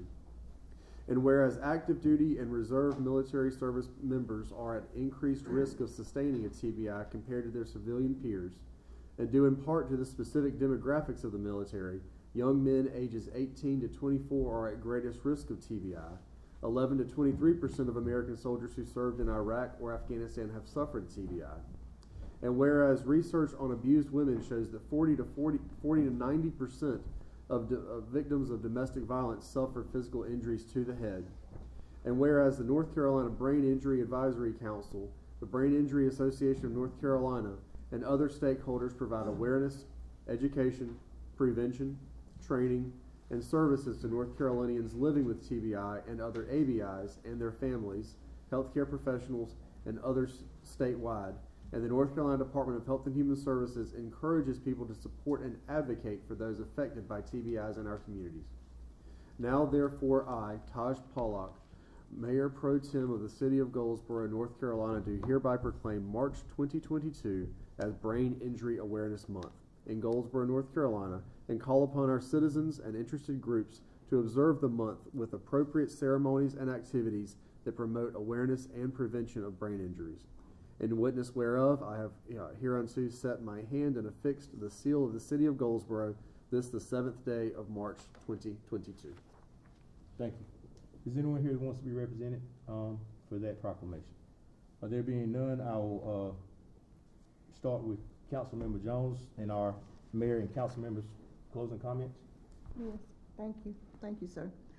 I would like to thank the Boys and Girls Club for allowing me to look at their drawings for Black History Month.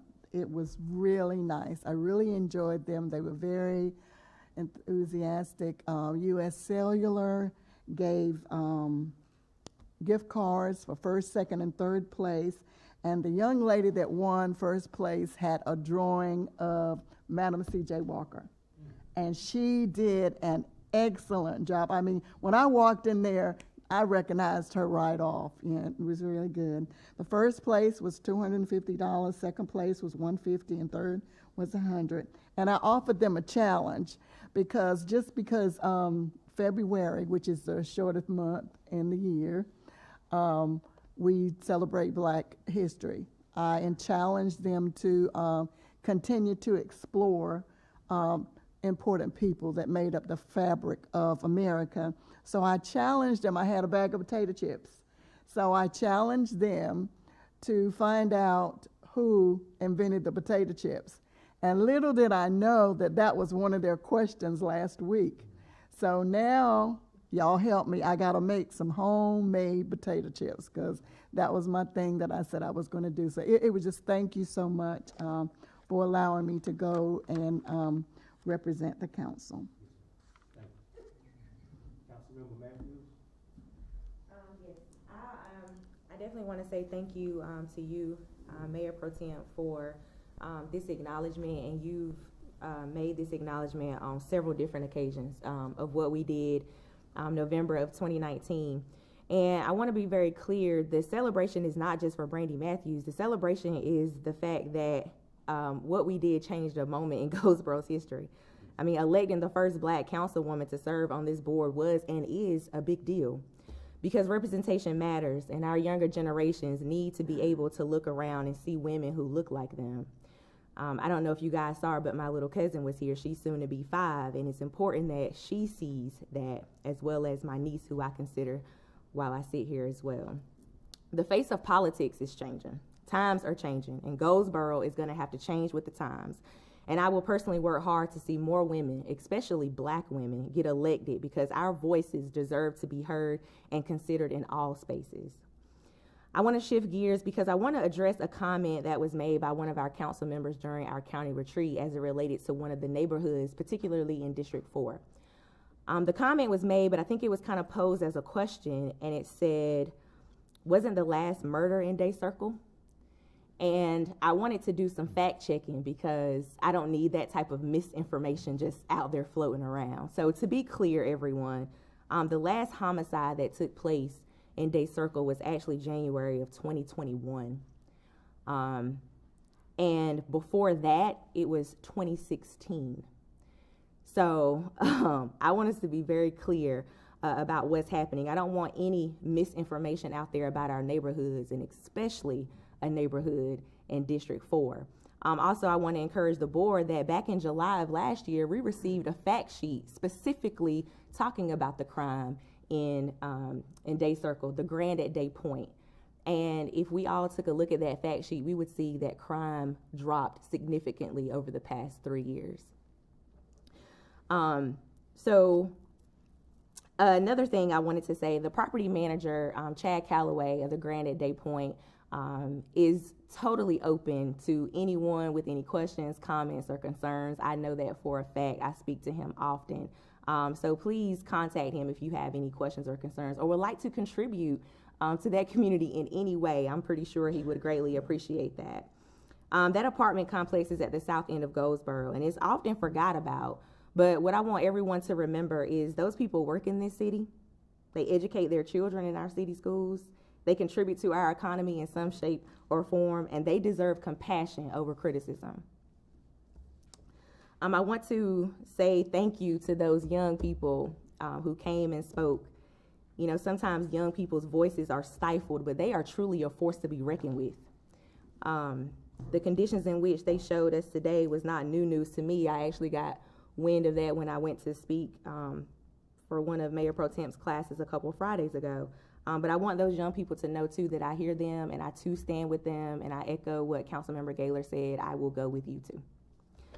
So D4, near and dear to my heart, we have made some great strides over the past couple of years, and we are going to continue to do that. I want to tell everyone to stay locked in and loaded with me because we have some events that's going to be coming up in the spring for our district in particular, and I don't want you to miss out on that. So thank you for those in attendance tonight. Thank you for those that were watching.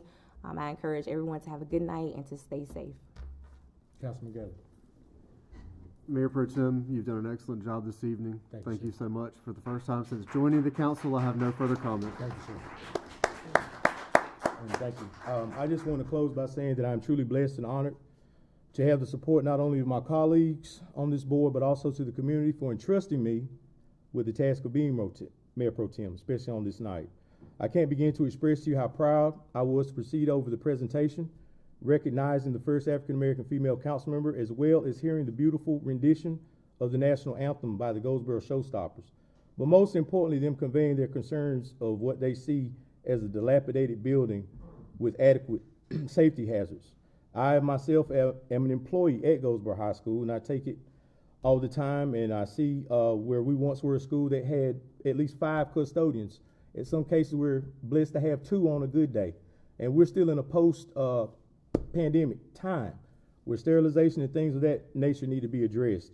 In closing, I would be remiss if I didn't give a special shout out to a man that has been a father in my life, who came from New York to support me on this night, Mr. James Kevin Rickenbacker. And in closing, Mr. Broadwood had to leave. He had a family emergency. So just keep his family in your prayers. If no one else has anything to say, this meeting is adjourned.